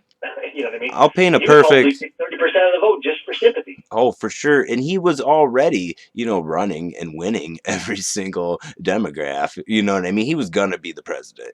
And it's a sad fact, too, Raven, that, I just want everybody to think about this. People say, why should I do anything? Why should I care? Well, think about the world we'd be living in today if Bobby Kennedy hadn't been killed and had been allowed to be president. Just think about that for a second, what it could be like here today. Bet you it'd be a lot better than it is now. I'll bet you there wouldn't be a children's book for Satanists in there. Good Lord. And it's almost unbelievable, isn't it, for you? Isn't it like, and if we were to say that we were angry and some institution could get a hold of that and twist that around to use that against us to hurt us like they do anything, it's sad because we are human beings. We are not robots. to be fed information like that our children are going to be presented with scientific I mean, information, my and goodness. you know what When I their read that, argument's when I gonna. looked at that, I had to look around to see where the joke was. Yeah, I seriously really. thought it was fake. I didn't think it was real either, Raven. It's funny that you mentioned that because I was like, what kind of sick joke is this? I thought it was a sick joke. I And thought it was so a when I. parody of something, you know? And you know what they're going to say, Raven, or any quote unquote leftist intellectual will say, is that, it's not that we're trying to support Satanism. It's we're trying to inform them with the information of how it works. Well, you know what? It's really great, right? Why don't you inform yourself with how a demon seance works? Some things people just don't need to know about. Wouldn't it be great if we could all just forget about demons so people didn't even know what it was anymore to inform anyone about it? And Okay, listen, that's never gonna you want to happen. bring Satan up, you want to bring Allah up, you want to bring Buddha up and all this. But I tell you what, when you go out here and, most of the time, if you say stuff like that, or you bring up any of these other deities, nobody really says much. But let me tell you one thing: you bring up Jesus Christ one time, and in a crowd of people, they're on you. I'm telling you that right now. And that's a shame too, because where I live in my local community, not even more of that, but just on my Facebook and in the Lansing area, people are highly religious, is what I find. You know what I mean? And I can't really quote too much about what it's like down south. You know what I mean? Even in the areas where I've lived, there was like mini Las Vegas on the Mississippi Gulf Coast through Gulfport and Biloxi. Bible Belt, man. You know what I mean? There's a lot. There's a church like I have 7-Eleven down here. Oh, for sure there is. And it's no joke. in It's liquor no joke. stores. There's probably 5 churches within 6 blocks. Maybe 10 blocks. But I'm not kidding. There's a lot of them here. But here's the problem. Okay, whatever you believe about Christianity, I understand. I'm not trying to, I'm not preaching here. But what I'm trying to tell you is, I actually believe in Jesus, and I am. The doctrine that this Bible, that the original Bible, translated from Hebrew to Latin to German to English, King James Version, is the whole book is. It's self-explanatory. It self-authenticates, in my opinion, and any Christian's opinion. But what they're doing is they're twisting this. Okay, now, all these churches, what's happening is the powers that be are making it where they're accepting this, and they're not following that Bible. Now, look, this Bible, there's nothing but peace in it, okay? This is what's taught. It's peace. Don't harm people. Do unto others as they do unto you. Okay. You're familiar with the reformations of the Catholic Church, where they're talking about aliens can exist within God. That's not Christian doctrine at all. I know exactly what you're talking about, and a lot of people are saying that's why they say that's why the last pope quit. Falling by the wayside. You know the controversy of why the last pope quit? They're saying he quit because of reasons like that, and it made him upset, and he's disillusioned with the church. It's true. It's true. I'm not going to get any more into it, but what I want to say is there is another book that's there's over 1.5 billion members of, that says to kill Christians. It says to kill infidels. I'm not even going to say the name of the book, but that's what it teaches. And one of the prophets in that book had an army that killed people. Okay, and that deity tells you to kill people. Okay? The Bible, the original Bible, the doctrine that teaches, tells you not to. Tells you to forgive your enemies, to give, it's all peace. Well, the Bible does say an eye for an eye, Raven, not to be too contradictory. Yeah, but that's Old Testament. You got to understand. You're right. You're right. That's different. The context it was in. Yeah. Now, the way that the Bible goes to the end, when it was the New Testament, this is where, I'm not trying, let me just explain this. This is where it says, this is the final thing. It gives the prophecies and all that, but it says this is how you need to be with man. This is how you need to be. It's a peaceful, loving, giving, caring, forgiving book. So that's what it all boils down to for this. But I really want to recommend a good book that both my parents are teachers. My mother is a librarian, always has been. She's retired now. But when I was 13, she recommended a book to me, and it was called Siddhartha. It's written by Herman Hesse. I believe it's his 7th book that he wrote. I could be wrong there.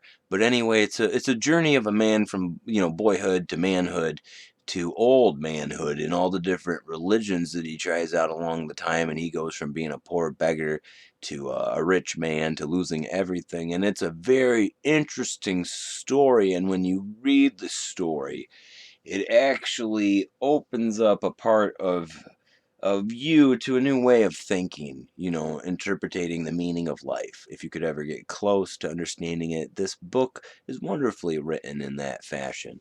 And it doesn't profess any religion on you the whole time along, which is really interesting and unique for the time because it was written in the late 1800s. Yeah, I like reading those books. I do. Like I say, I do a lot of reading. I've probably read, I'd say 2,000 plus books in my life, maybe more. God, I just I mean, I keep used to buying books myself I too, read a Raven. book 400 pages in about 4 hours. Yeah, I just keep buying books myself too, Raven, and I hate to say it and admit this, but I rarely find the time to actually sit down and read them anymore, and it's unfortunate too, because a lot of these books I do need to read. Like, I just want to take your moment and tell you about some new books I've got, Raven, that you'd be interested in because it's on the topic of missing people. Mm-hmm. And you remember how we've talked about David Pauletti's books and them being they're around $25 from his Can-Am website, but if you go to Amazon, you can pay 52. I've seen them for 100, $300 now. On Oh yeah, that there was one on there that Amazon was is like getting I think there crazier was and one on there that crazier. was 2,000 like early out. Are you really? Like I it was, didn't see that one. Holy crud, no, man, that's getting it was like crazy. a few years ago or a couple years ago, Wow, the only and book. it was just like a screenshot of it on there that somebody put up, But they're $24.99, aren't they? I worked with a guy in Mississippi who bought a motorcycle off eBay once and got a framed photo of a motorcycle for, back in the day. But yeah, Oh no. they're 25. They're about $25, and if you buy one, you pay a set shipping price. So I recommend you buy more than one at once. Yeah, absolutely. Because I'll breeze through that. When I lived in Washington State, there's a lot of weird stuff that I went through down there. I mean, I tell you, man, it's the reason why I knew things were what they were, presenting themselves to be. Not to beat the dead horse of David Pauletti's or anything, but if you were from Washington, Sir Raven, that is right in the central area of the most clusters. You know what I mean? And that overall, that's where the most Bigfoot sightings in America have been too. In that West And Coast where I can Washington tell you area. that I've heard stuff before, I've never seen one, but I do have family that have actually had one go through their campsite while they were sleeping in their tents. Wow. And see it when they looked out. I mean, and this was in the Cascades. This was up near a place called Boulder Cave, where there's a cave that it's a half a mile of cave you can walk through. And there's water, there's boulders everywhere. And there's a lot of sightings up there and quite a few disappearances. Also in the area, I used to live up in Bend, Oregon. And the Three Sisters up there have some really underlying satanic disappearances, and they're at one point they found 30 or 40 dogs that had been decapitated, like a cult camp that all this stuff was around. There was an investigation, but then all of a sudden it disappeared. Just disappeared, man. Just like some of the people come up missing with these satanic riot groups that were up there, and nothing was heard about it. Like the you lost, never heard anything about it afterwards. like the lost colony of Roanoke, almost, huh? Oh yeah, the Croatian tribe. Oh yeah, the Indians. They later on tested their DNA and found that they had a European Integrated Yeah, into the. yeah. But it is interesting to bring up. Yeah, absolutely. On the topic. We can practically say that mystery's been solved. Yeah. Yeah, pretty much. Yeah. Pretty much. I mean, it was odd the way it went, but I'm talking. We were talking earlier. We were talking on Facebook. Oak Island. You remember I was mentioning about abandoned places. Yes. Now, this kind of stuff is what I'm talking about. There's a small group. There's a huge amount of abandoned places with people stuffing their coffee, still in their coffee cup, mail on the counter. I'm talking food in the fridge. This is what I'm talking about. some of the stuff that I'm looking into is a small group, but it's like unnoticeable because there's all these foreclosures. There's all these people who, maybe some of them get killed in a plane crash or whatever. But I'm talking about places that are empty of people with no family or no family that they're estranged or whatever, and it's not foreclosed on.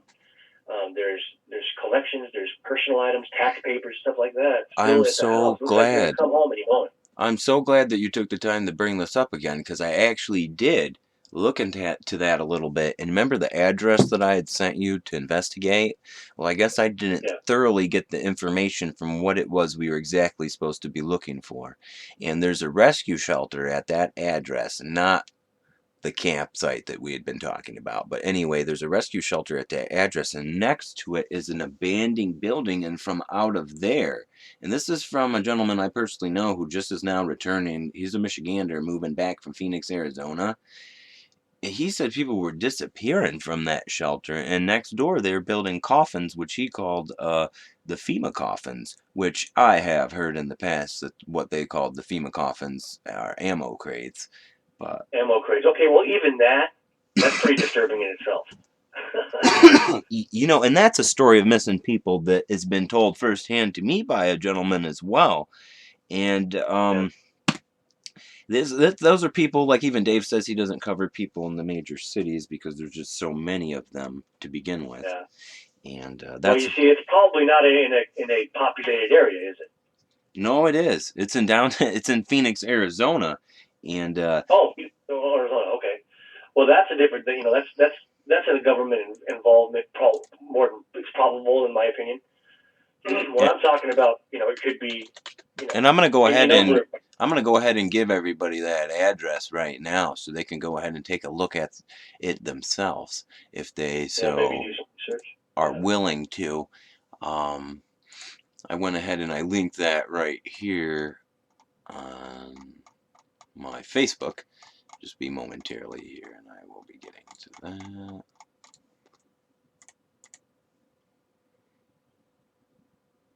Any big plans for the holidays?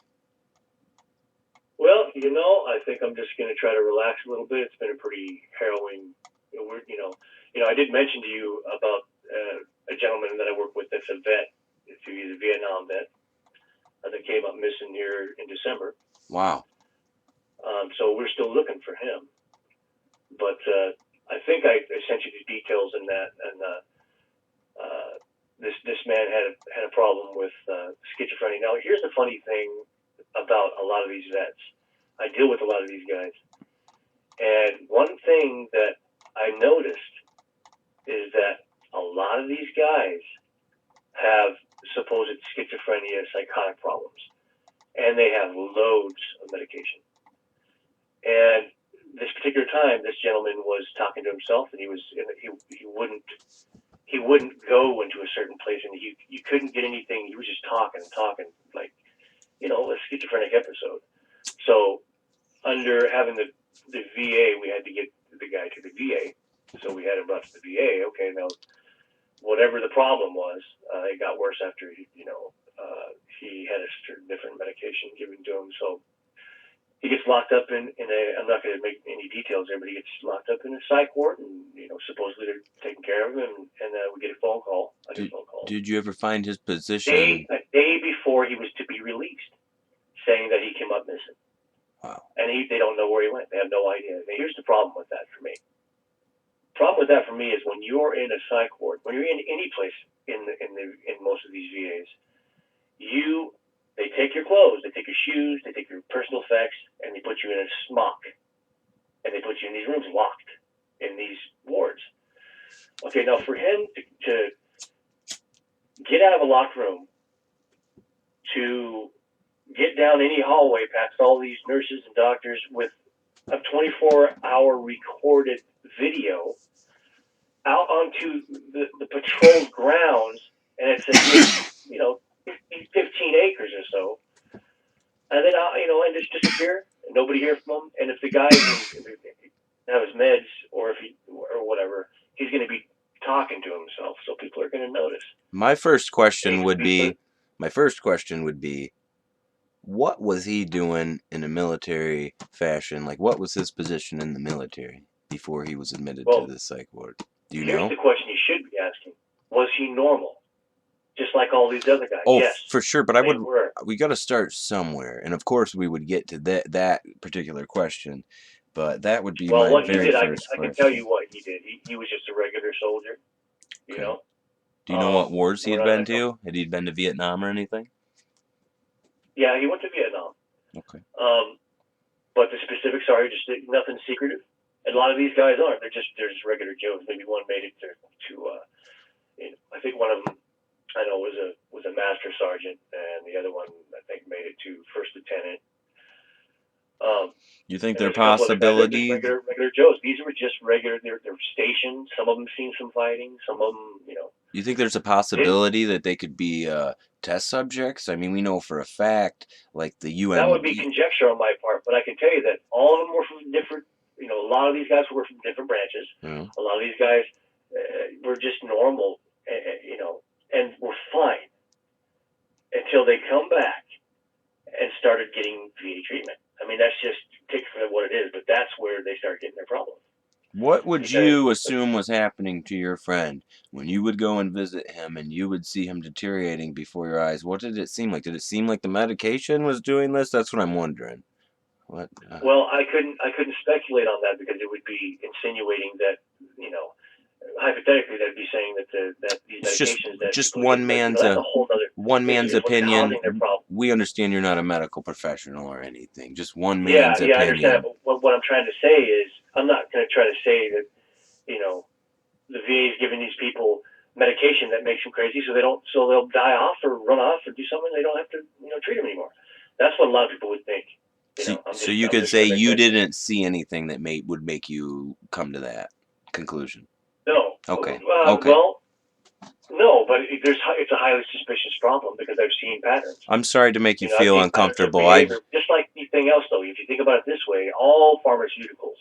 I'm sorry to make you feel uncomfortable. Not my intention. I just had to ask. No, you're not. No, Okay. not at all. Okay. I'm just trying to get this point across. Okay. All pharmaceuticals are designed to fix a problem, but a lot of the side effects on most of this stuff is worse than the problem that they're trying to fix.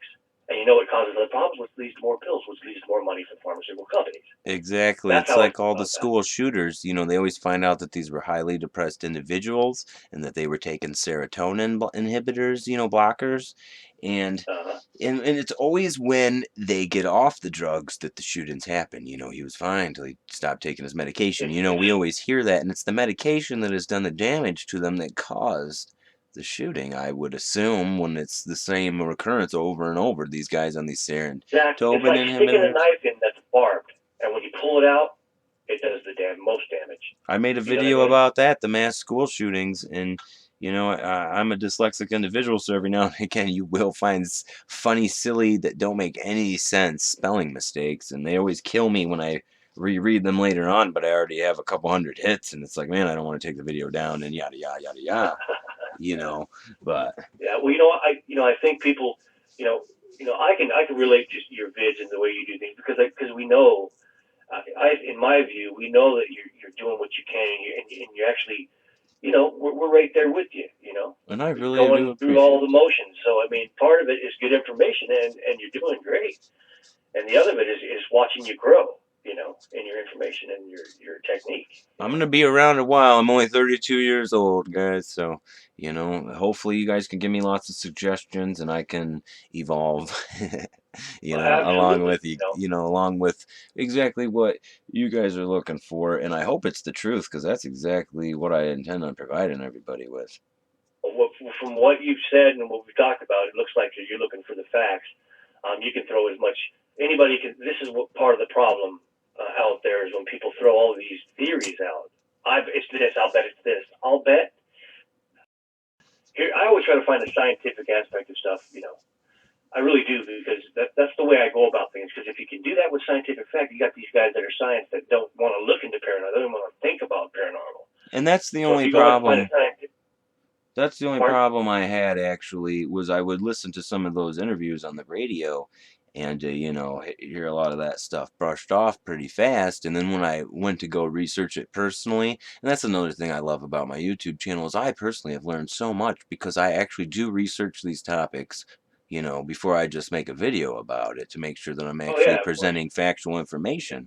And so I was going to make, at first I'd planned a portal video, you know, joking about the portals, you know what I mean? And then when I come to find out that they're actually real, and it actually is a possibility that people could be stumbling into portals on these trails. And then even more, Yeah. when you brought it up, I was thinking about a subscriber on our channel, unrelated to me and you, who left a message on there talking like almost like they had experienced it. And it made me wonder where they had got the information from, or if they were just that creative. But they said that people would stumble into these portals, and the ones who did come back would be gone crazy, because in the portal it's like that sound deafening room, you know, the room that people can't spend more than an hour in. I've seen a Yeah. link to it before on Facebook, but anyway, it drives people insane, and that's why the people who do come back, if they do find a way out of the portal, can't remember what happened and are slightly disturbed. And what they It's just your said, brain blocks out any kind of trauma. You know, it's so traumatic that your brain it's a safety mechanism. You know, it just blocks it out. It happens all the time, and that is scientific. what It's they like, yeah, what they were saying actually really did fit for me. Not that I'm trying to say that that's actually what's happening. I'm just yeah, but saying it just seems plausible. it seemed like they had more information that they could be sharing that they weren't, and that's unfortunate. If you're hearing this interview, feel free to come back and leave more comments, because that was definitely an interesting one. Yeah, absolutely. Well, you see, I think, you know, honestly, if you believe that these UFOs, all this crap you guys are seeing everywhere, you know what? I'm telling you, a lot of this stuff is governmental. It is. I mean, whether or not it's from UFO technology, I couldn't tell you, but I can tell you that it's governmental, because people are involved with this. For some of these, You know, the you heard about simple the fact of the matter is UFO that most crashed of in these Fresno? disappearances unfortunately, the simple fact is most of these disappearances could be from people who just stumbled across a government testing facility of some site, or some kind of experimentation that was going on, and they were disappeared. I'm not saying this is what happened, but it is a possibility. And it's Yeah, but then you got actually, to put into perspective the way that they're found so bizarrely.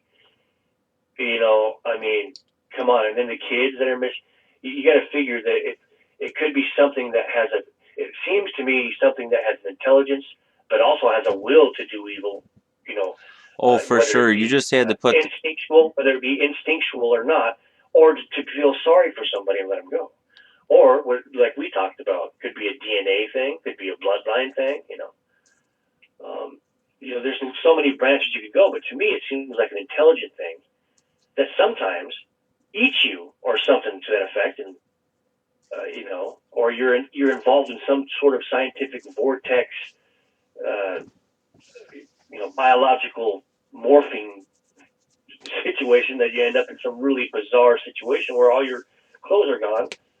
There's too many aspects that just seem intelligent. You know? first brief conversation I had with Dave, which really to call call what we had conversations is actually not factual, be just short little paragraphs exchanged back and forth through emails through his Can-Am website. But I had informed him the possibility of the little boy who took him down into a cave where he met a robot that looked like his grandmother. Are you familiar with this particular Yeah. okay, that was really interesting story Ask for him to poop me. on the paper. Yes, you wanted him to poop on the paper, and you know that made Yeah. me think of, you know, feces can be analyzed for DNA.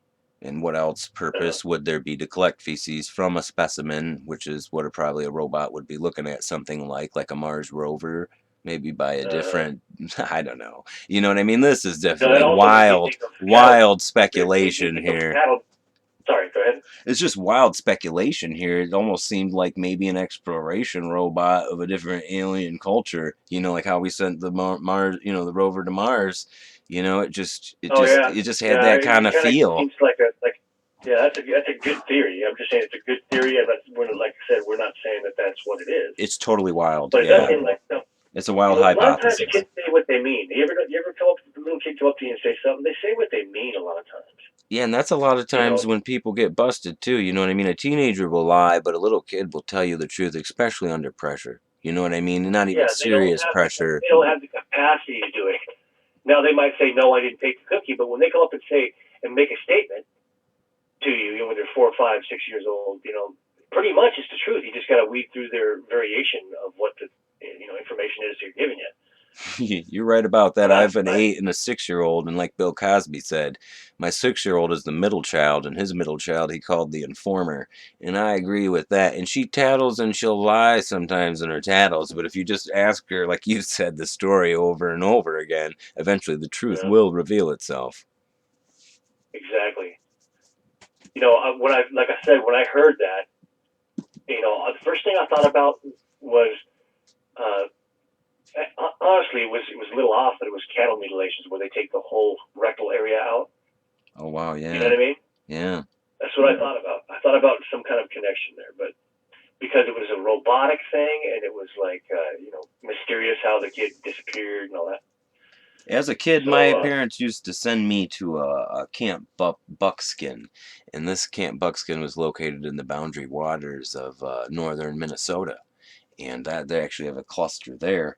And this was a survivalist camp where we actually did archery and riflery, and I would spend the whole summer there. You know, it was for the school vacation, about 30 days, and it was actually the camp season was split up into 2 parts. I would go for each part, and at the last 2 years I was in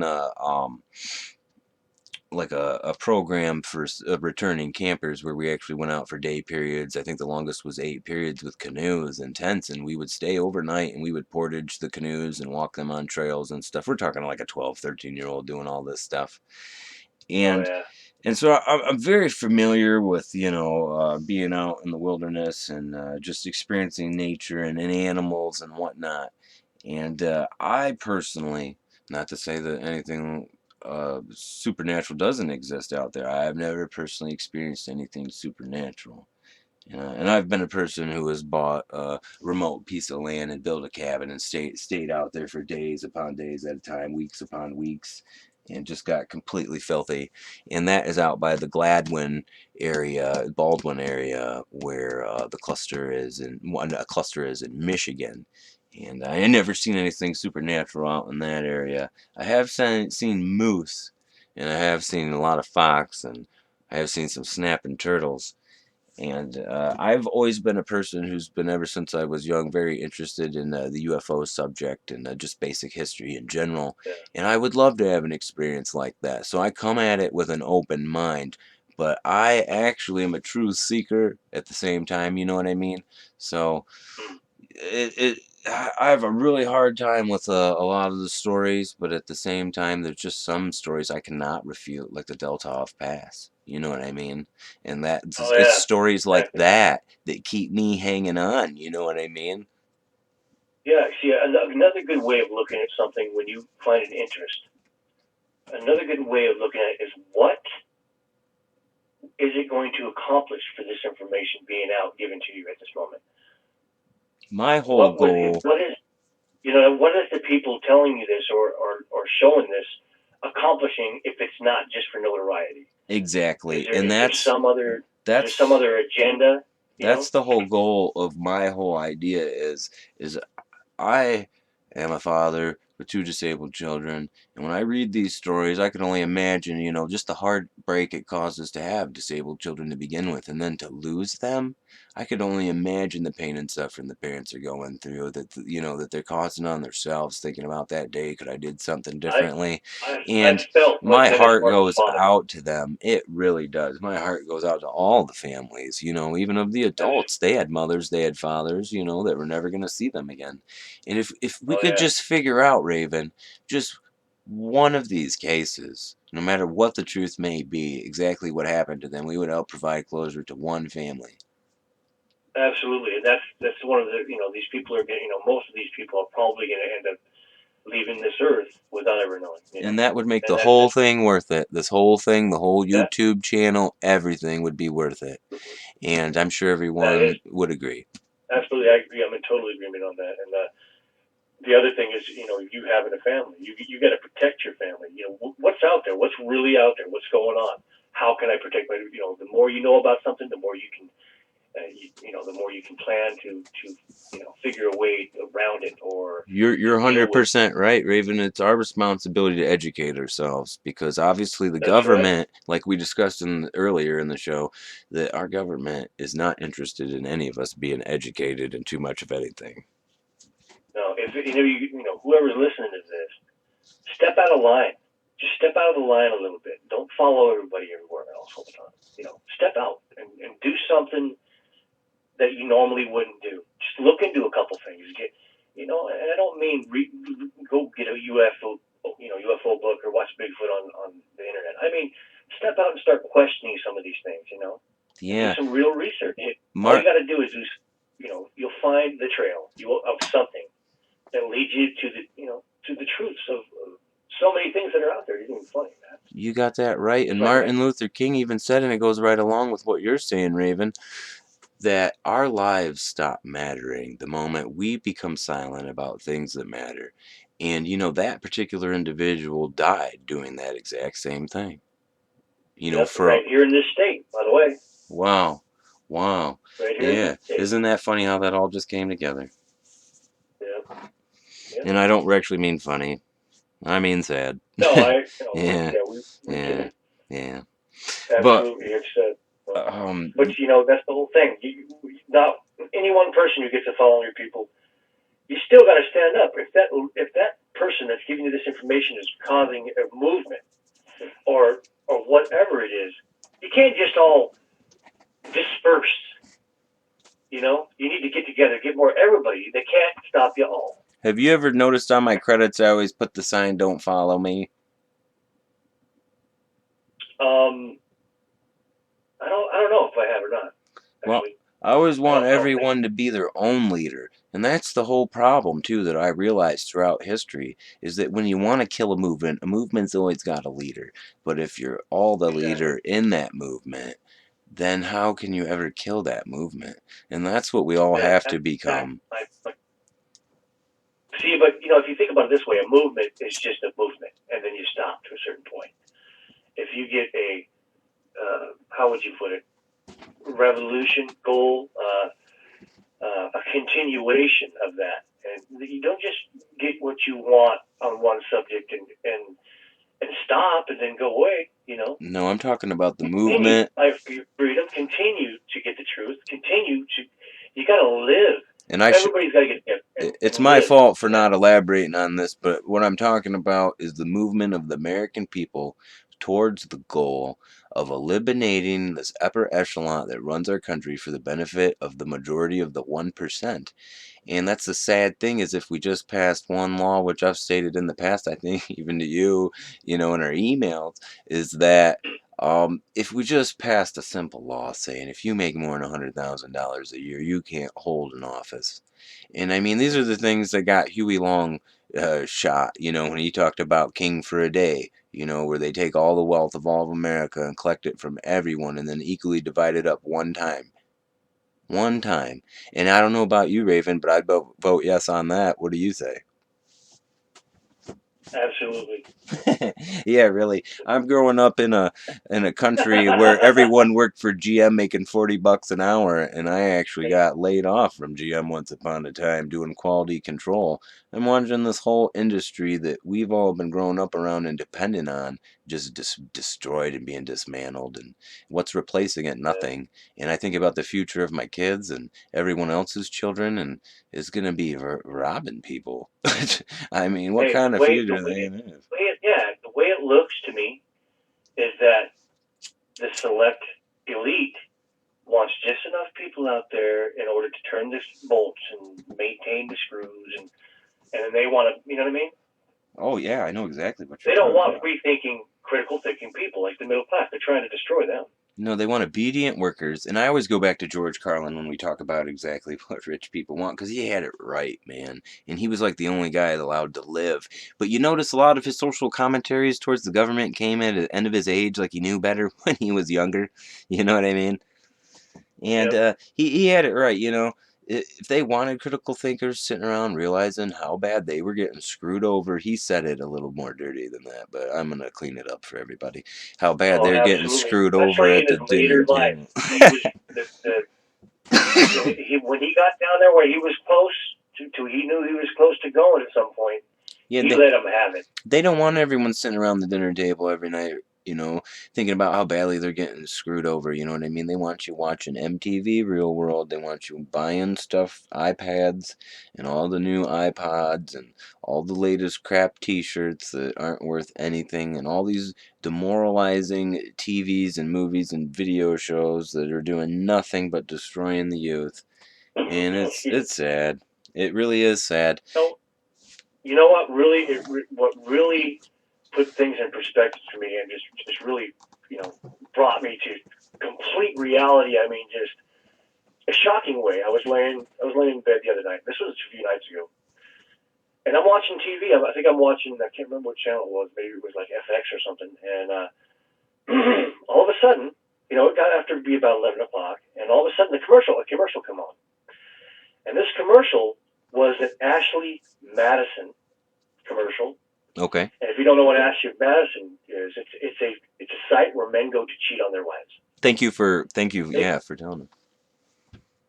And they have a guy singing to an old tune, a parody of a song from the 70s or 80s. Boy, I'm not familiar at all. Yeah. And he wants to cheat on his wife. I swear, look it up, man. It was crazy. I'm like, these guys are then all these guys in the background singing, just like it was a pretty well put together commercial, but as immoral as I have ever seen. I was just like, what? And it was an advertisement on TV, like, hey, fellas, is your wife in the room? Tell her to leave, because here's a site you can go to. Holy and I'm not shit! Kidding. It was like it was a big production too, because it wasn't. Pardon my French. Holy man, I cannot believe that. And I'm not joking you, man. Just check it out. It's a Ashley Madison commercial. You might be able to find it on eBay. I've never looked it up, or not eBay, but YouTube.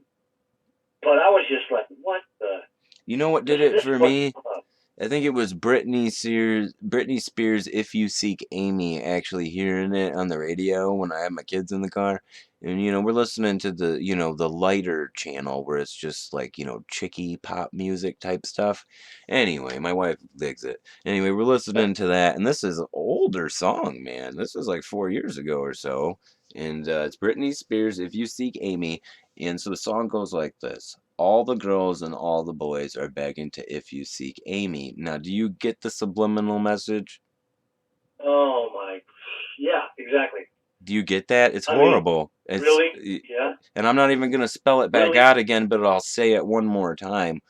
All the boys and girls are begging to "F you seek Amy."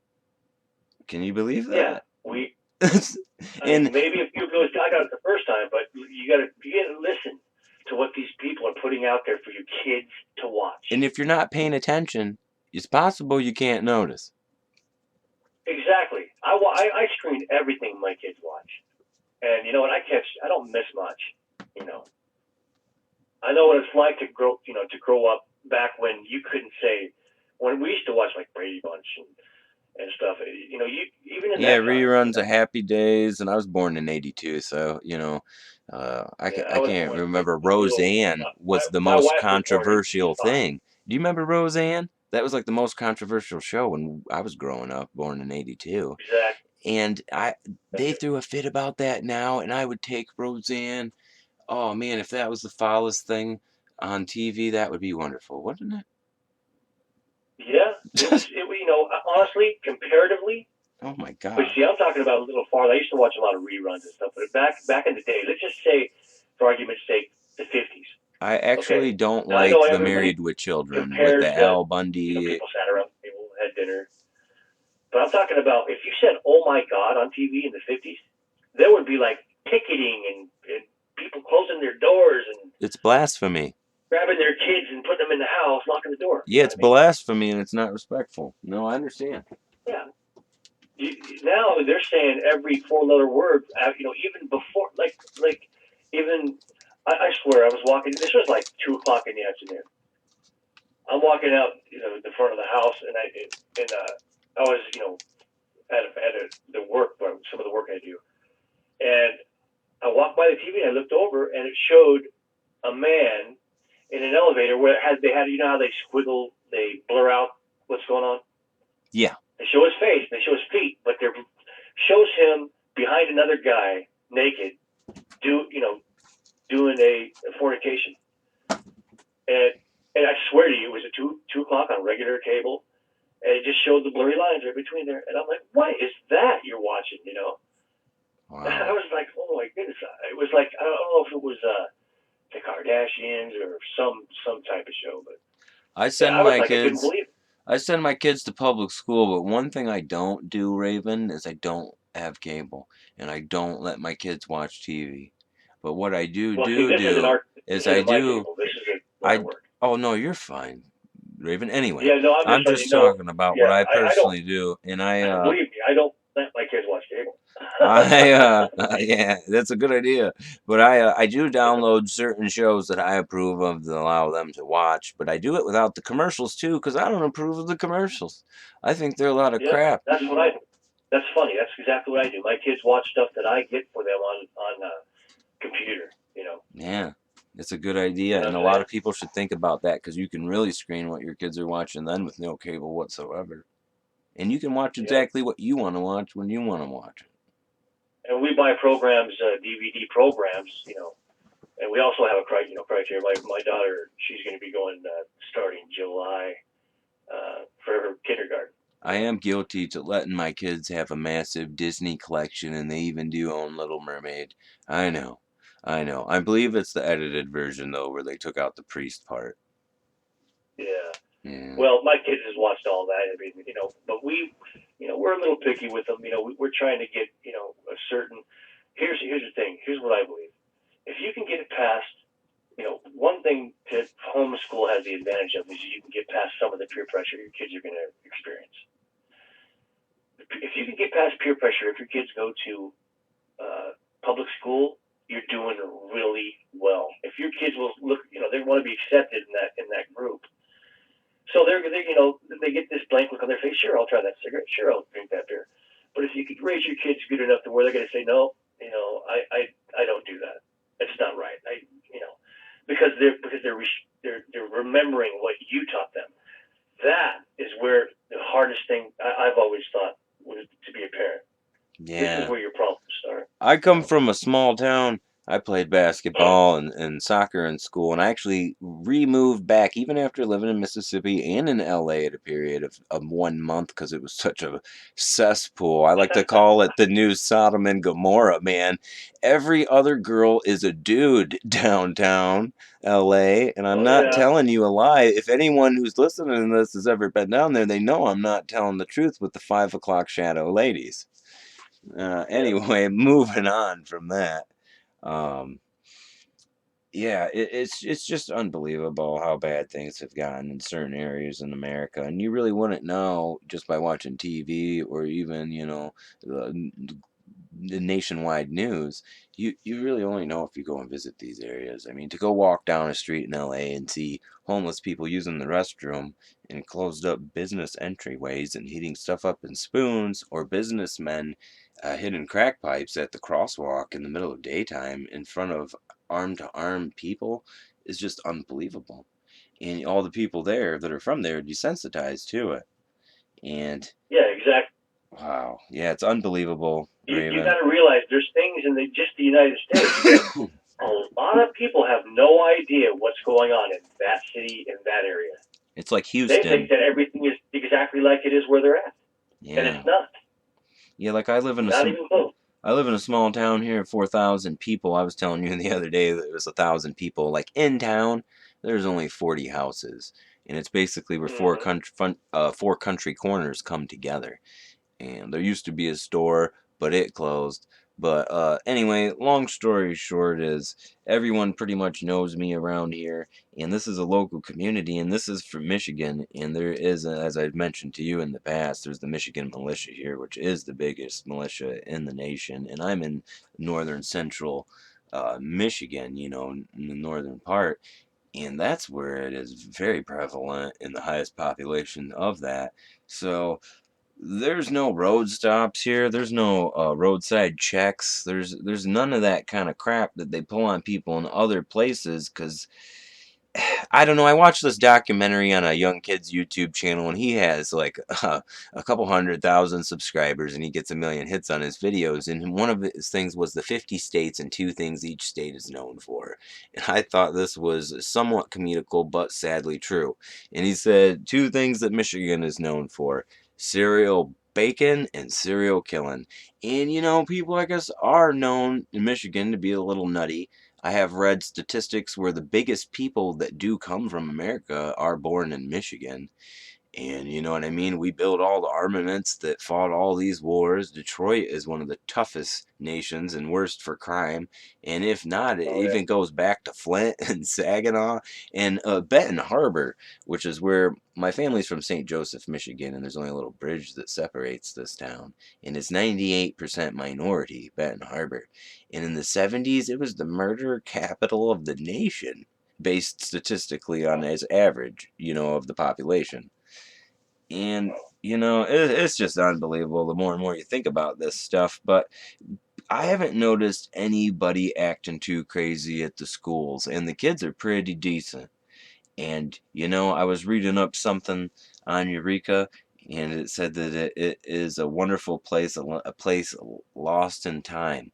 When I was actually reading the Wikipedia on it the other day, which there used to not Oh even yeah. be one a couple of years ago, and Hey, it really is, because if you go to Lansing, it kind of sucks, and some of the other towns suck. But we actually have an elementary school here in this town, and I went to it, and it was pretty decent school, and there's really decent people around here. Around here, when you have a problem with someone, you go talk to them first before you call the cops. I can't really say people don't call the cops on each other, yeah. but we don't Yeah. have a town constable or anything. What happens is there's a county sheriff's department, and one of them would come out. You know what I mean? If someone had a Yeah. problem, so it's not like we're lawless. You know what I mean? And people are running No, I around like understand. Believe me, I oh, used to live in a town oh, I know of you know. I know you know. literally 200 people. The fifth, look, I was in a classroom where there was the fifth, sixth, seventh, eighth, ninth, to 10th in one classroom, and there was only 15 kids in the class. The principal was the teacher. I was the only sixth grader in town, and then when I graduated to seventh, I was the only seventh grader in town. So, I mean, those kind of values that I learned. This is where I learned a lot of my compassion, my values was being in a small community. You know, Yeah, I was reading on the and thing, 96% of my community, or maybe it's 80%, are married people. And they're not separated. And the vast majority of the households, the father makes $50,000 and the wife makes $30,000. So I mean, it's almost what you need to do now. it's You know, actually a really nice place to still live. Well, around here in Michigan, we are the 50th worst state, and that number ain't budging, man, in the last 10 years, you know what I mean? And you can buy a house. That house I was telling you about down the corner from me, that's going for like 20 grand. I bought a chunk of property on Lake Cohocton in Howell, Michigan, which is the most expensive land, and it was the equivalent of 3 trailer lots, so like the third of an acre. Trailer lots are not big, but no, it was just land, cleared land with trees and weeds and everything else. 30 by 100 feet or something. Yeah, it was like 900 feet by 400 feet or something crazy. But Oh anyway, it no, I was, meant like a lot, a lot. I meant like a yeah, lot. each lot, really small. But Yeah, together, all 3 of them, it was enough I could build a house on there. I got that for $500, and so that's there's awesome. deals to be found, and this was 3 years ago. And I Yeah. built a cabin, and the building. The neighbors really hated me because of the land I got. They wanted to buy it, and that's the sad thing, dude. If society collapsed, I think there's going to be a lot of, man. We really do need police officers and stuff like that to handle a lot of problems. You know what I mean? But that's what we need. We need police officers, not law enforcement officials, and even they'd agree, dude. You think they enjoy taking Joe Blow to jail for stupid warrants on unpaid fines for things? Or you think they want to be out actually hunting down criminals and actually, changing the community? You know what I mean? Actually Well, we making. are number one in incarceration in this country, And even people over China. and people don't realize that that's the taxpayers paying for that. When you're driving down your streets and wonder why the roads are shit, it's because you got to pay Joe to lock Joe Blow up for something stupid. Like locking people up for doing drugs, stupid. Locking people up for selling drugs, good idea. Locking people Yeah. up for nonviolent crimes, why not have them doing community service? Why not have them fixing the roads or, 4 hours, 2 days a weekend, in the park picking up trash?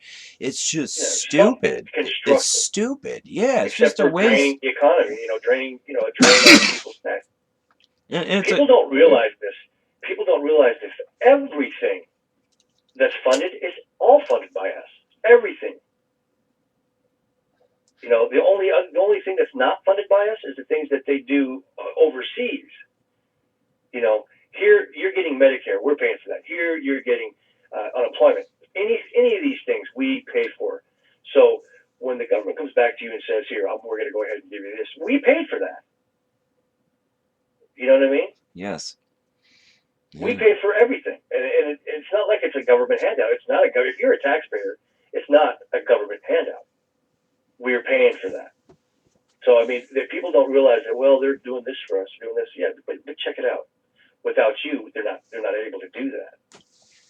Well, it's They're not not able to even fund that. this and that. It's not That's the even other that the thing. government is doing this. The government is allowing it to happen, but it's paid for by the taxpayers. Everything that Yeah, happens is state paid for level, by city level, us. county level, government level. It's all from the people.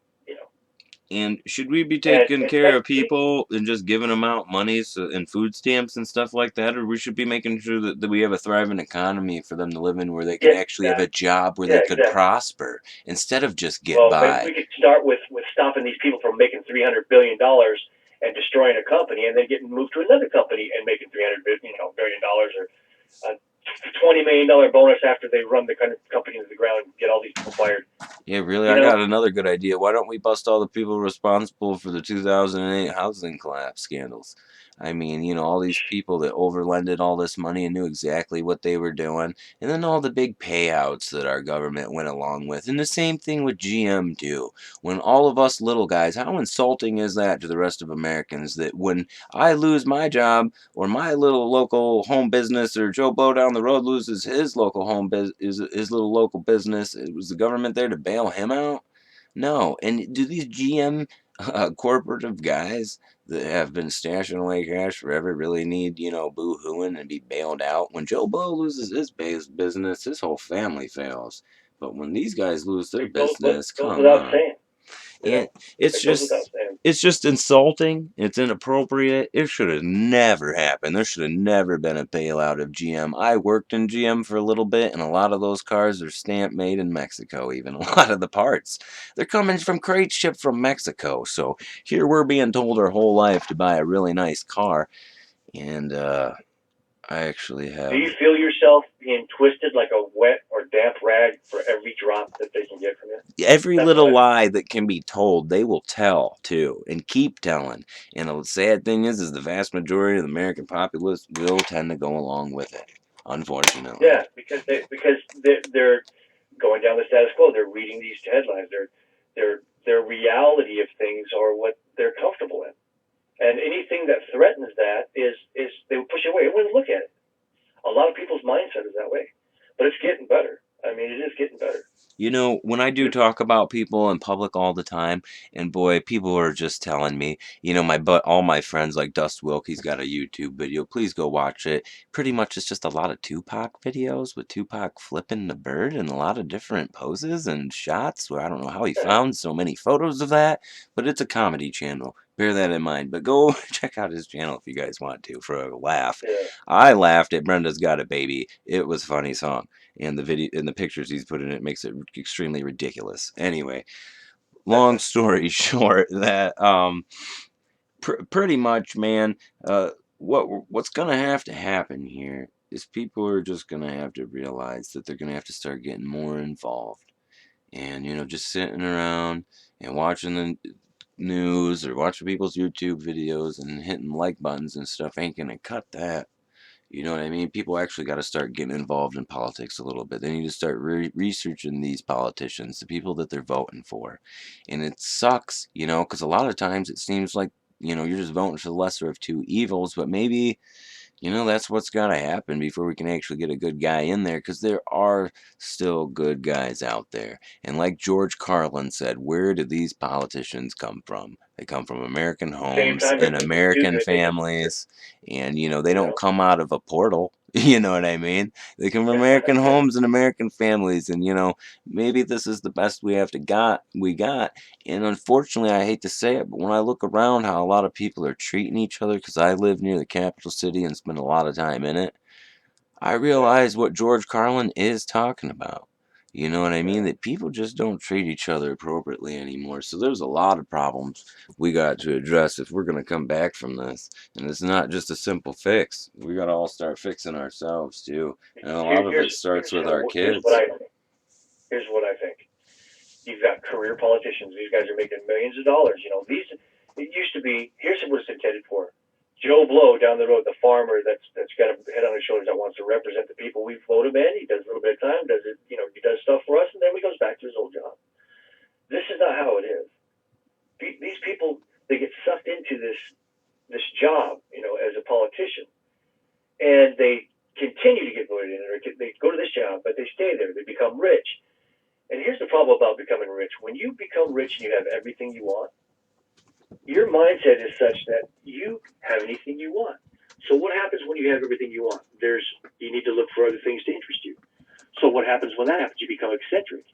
And eccentricity is just a mild form of perversion, because this is when you start twisting things.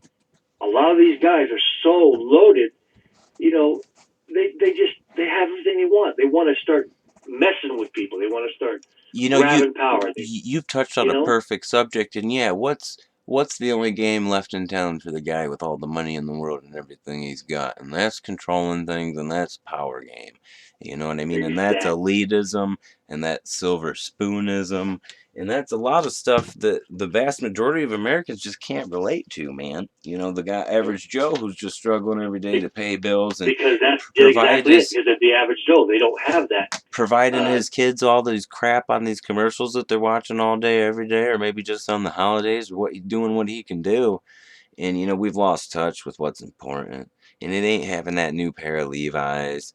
And you know what I mean? It's good to have nice, clean clothes and a bunch of, clothes and stuff and everything else. But I mean, we don't all need these $100 pairs of jeans and all this ridiculous crap. You know what I mean? That everybody is so focused on. Yeah, I know. And that's another part of that peer pressure thing, is your kids are getting raised and they're getting educated. They're so worried about what the other kids are wearing, what they're wearing. We all were. We all were. Remember, Raven? I know you do. Growing up, we all were worried about fitting in. Everybody wants to. Yeah, exactly. Yeah, I went to public school. And yeah, that's exactly what it was. It was a distraction. And then if you didn't have the money to have it, you were the one who got, kind of sat in the corner. The unpopular one, or the one that hung with the unpopular ones because they're poor, or they didn't have the new Nikes, or they didn't have the new Star jeans, or I come from a lower middle. Yeah, hand-me-downs, and it was a big distraction. You couldn't focus on your grades. You had to focus on your, how to be accepted. I came from a lower middle class family, both my parents being teachers, so I was provided for very well. And but my family, I was a teenager in the Nirvana grunge days. You get what I'm saying? So it would have been cool to be wearing Doc Martens and baggy pants that were cut off at the bottom and like a flannel, ripped up long hair and whatnot. I wore Wrangler jeans and polo t-shirts, not by choice, when polo t-shirts weren't cool. You get what I'm saying? Yeah, and that's the little guy on the horse with the croquet stick. And I don't think Wranglers are necessarily cheap clothing, but they're tight pants. You know what I mean? They were not what I wanted to be wearing, but that's not what I got. My parents just didn't care. That's just the way it was. You know what I mean? I wore hand-me-down bell bottoms, man.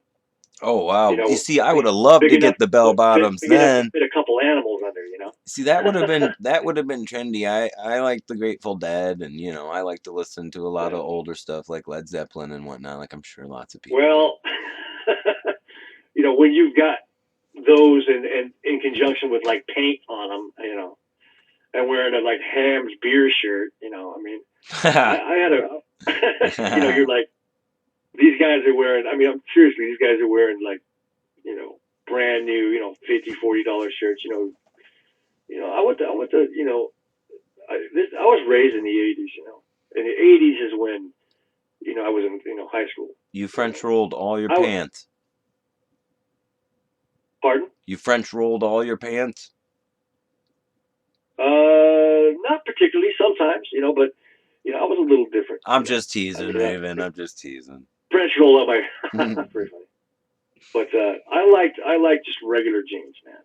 Okay. You know, I didn't like the great big where you couldn't see your shoes, bell bottoms, really. You know, I wasn't trying to fit in with a fad. You know, I just really wasn't because I was so focused on trying to, you know, fit in because of the way the peer pressure was and the levels of acceptance in school. It was such a distraction for me. You know, it was a wonder I even made it through.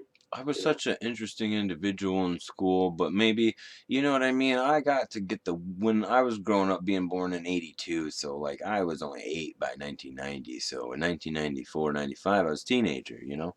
And that was like almost like a second revolution, like cultural revolution, like the 60s. And everybody was just so into being themselves and what they were, at least at my school where I went to. And I came from a large class, actually, still to this day. It was the largest class, 130 kids, when normally there was like 60 or 80. You get what I'm saying? And so Yeah. the vast majority, there was like 20 kids or 30 kids that were like kind of preppy, and the rest were all like kind of like, you know, not punk rocky, but that whole grunge thing, you know, just laid back, relaxed type of people was kind of like the whole thing. And it was just an interesting time to be a teenager. You know what I mean? Flannel and tights, man. Flannel and tights. Yeah. Boots, the combat boots. No, I'm not trying to advocate any of that crazy stuff or anything, but I'm just Oh no, saying. I understand, man. Hey, listen, I hung out in the band circuit at that time.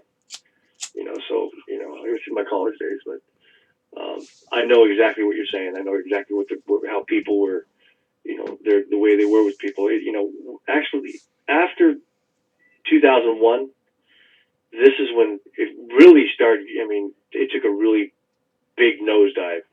You know, society. Yeah. After 9/11, society took a huge nosedive, and it was already a downward slope coming from 1963. But then after 9/11, it was, man. I mean, I cannot believe. Go back to the mid 90s till now, and look at everything, and it raises the hair on the back of your neck. It really does. It's like the people that were the neocons that were in control of the whole Bush Dick Cheney there, that little area that was born out of Leo Strauss, I believe. But anyway, long story short, it's like after they got away with those lies that they got to get into the Iraq war with, which we all know now were bullshit, you know what I mean? That they were making that cake to make uranium, and your Iraq had that, which was the pretext for our invasion and the war in Iraq that is pretty much still going on to this day. And as last I checked, this is longer than the Vietnam War. And it's just so interesting how little anyone really even cares compared to then. And you know, the It's people, because they don't think it's coming to them. They don't think it's affecting them. and the people that are running our country are taking notice of this fact that, you know, people don't care as much as they used to, and that, hey, we can get away with more and more. And it's sad. Exactly. It's sad if only a select few of us ever do wake up, and not the vast majority. I don't think it's going to work out too well for only the people that have worked, that are awake and realize to these problems, that are outspoken of these problems. Because, you know, it's easy to dissent against a minority. It's almost impossible to dissent against a majority. You get what I'm saying? Exactly. Yeah. Let me tell you this. That's what's look in my view. That's what's happening. They are putting safeguards up just to prevent that. And I'm talking media, I'm talking school. They're attacking every aspect of our society to prevent the mass awakening and, you know, the fight back. So just in case that they do that, this is what all these little safeguard things are they're doing. And they're attacking us. I mean, they're attacking everything. They're digging in, so to speak, literally digging into the ground so they don't get knocked off their perch. But it's going to happen. Eventually, it will happen. And I love that you brought that up. My subscriber Pam Cass is always talking about underground domes and bases. And yeah, it's exactly what you're talking about, Raven. They're actually literally It's a matter of burying public record, bud. burying themselves into the ground with extensive complexes with malls and gyms and movie theaters and bowling alleys, and you wouldn't even believe. For extended stays, years. You know what I mean? They have enough food, supplies, filtration system, water for years. And you ain't invited. Yep, of course not. No, But none God of forbid you us try are to invited. dig one in your backyard. You know, If you you try to do dig one in your that, backyard, they're all over you. You can't do that. no, they'll let you do it. Someone will be acquiring it from you probably if you ever Yeah, need exactly. it. Or you have to have some permit or other. I mean, Hey, listen. legally they will. But yes, we've talked Yeah. for a lot today, and I appreciate the time that we've spent here today, buddy. The only reason I'm saying that is because my phone's just about ready to die. I can hear it beeping away there, my friend. And this has been All a right. good conversation. I appreciate the time we've had here today, man, to talk about Yeah, me these too. subjects. And I appreciate your views. And, you know, I think we're like-minded. And I think there's a lot of people out there that are Unbelievably right there. like-minded. And yeah, there's a lot of people that are just going to, I'm sure they are on the same page with us on all of this. All right. Well, hopefully we get a good reception and people wake up a little bit. And if just one person takes a look at this stuff and sees what we see, you know, it's worth it as far as I'm concerned. We're doing good. 2 hours and 45 minutes. This will be an excellent first upload. And look for it, Raven, on my new website, which actually is not my YouTube channel. It's someone else's YouTube channel. It's actually a relative's, and it's Factual Conspiracies. I'll send you a link, buddy, later on here shortly. All right, man. Thanks, buddy. Well, have hey, a nice a good night. You too, buddy. You have a nice night, and I hope everything works out for you there, and you have a happy holiday. You too. God bless. See you, man. Later.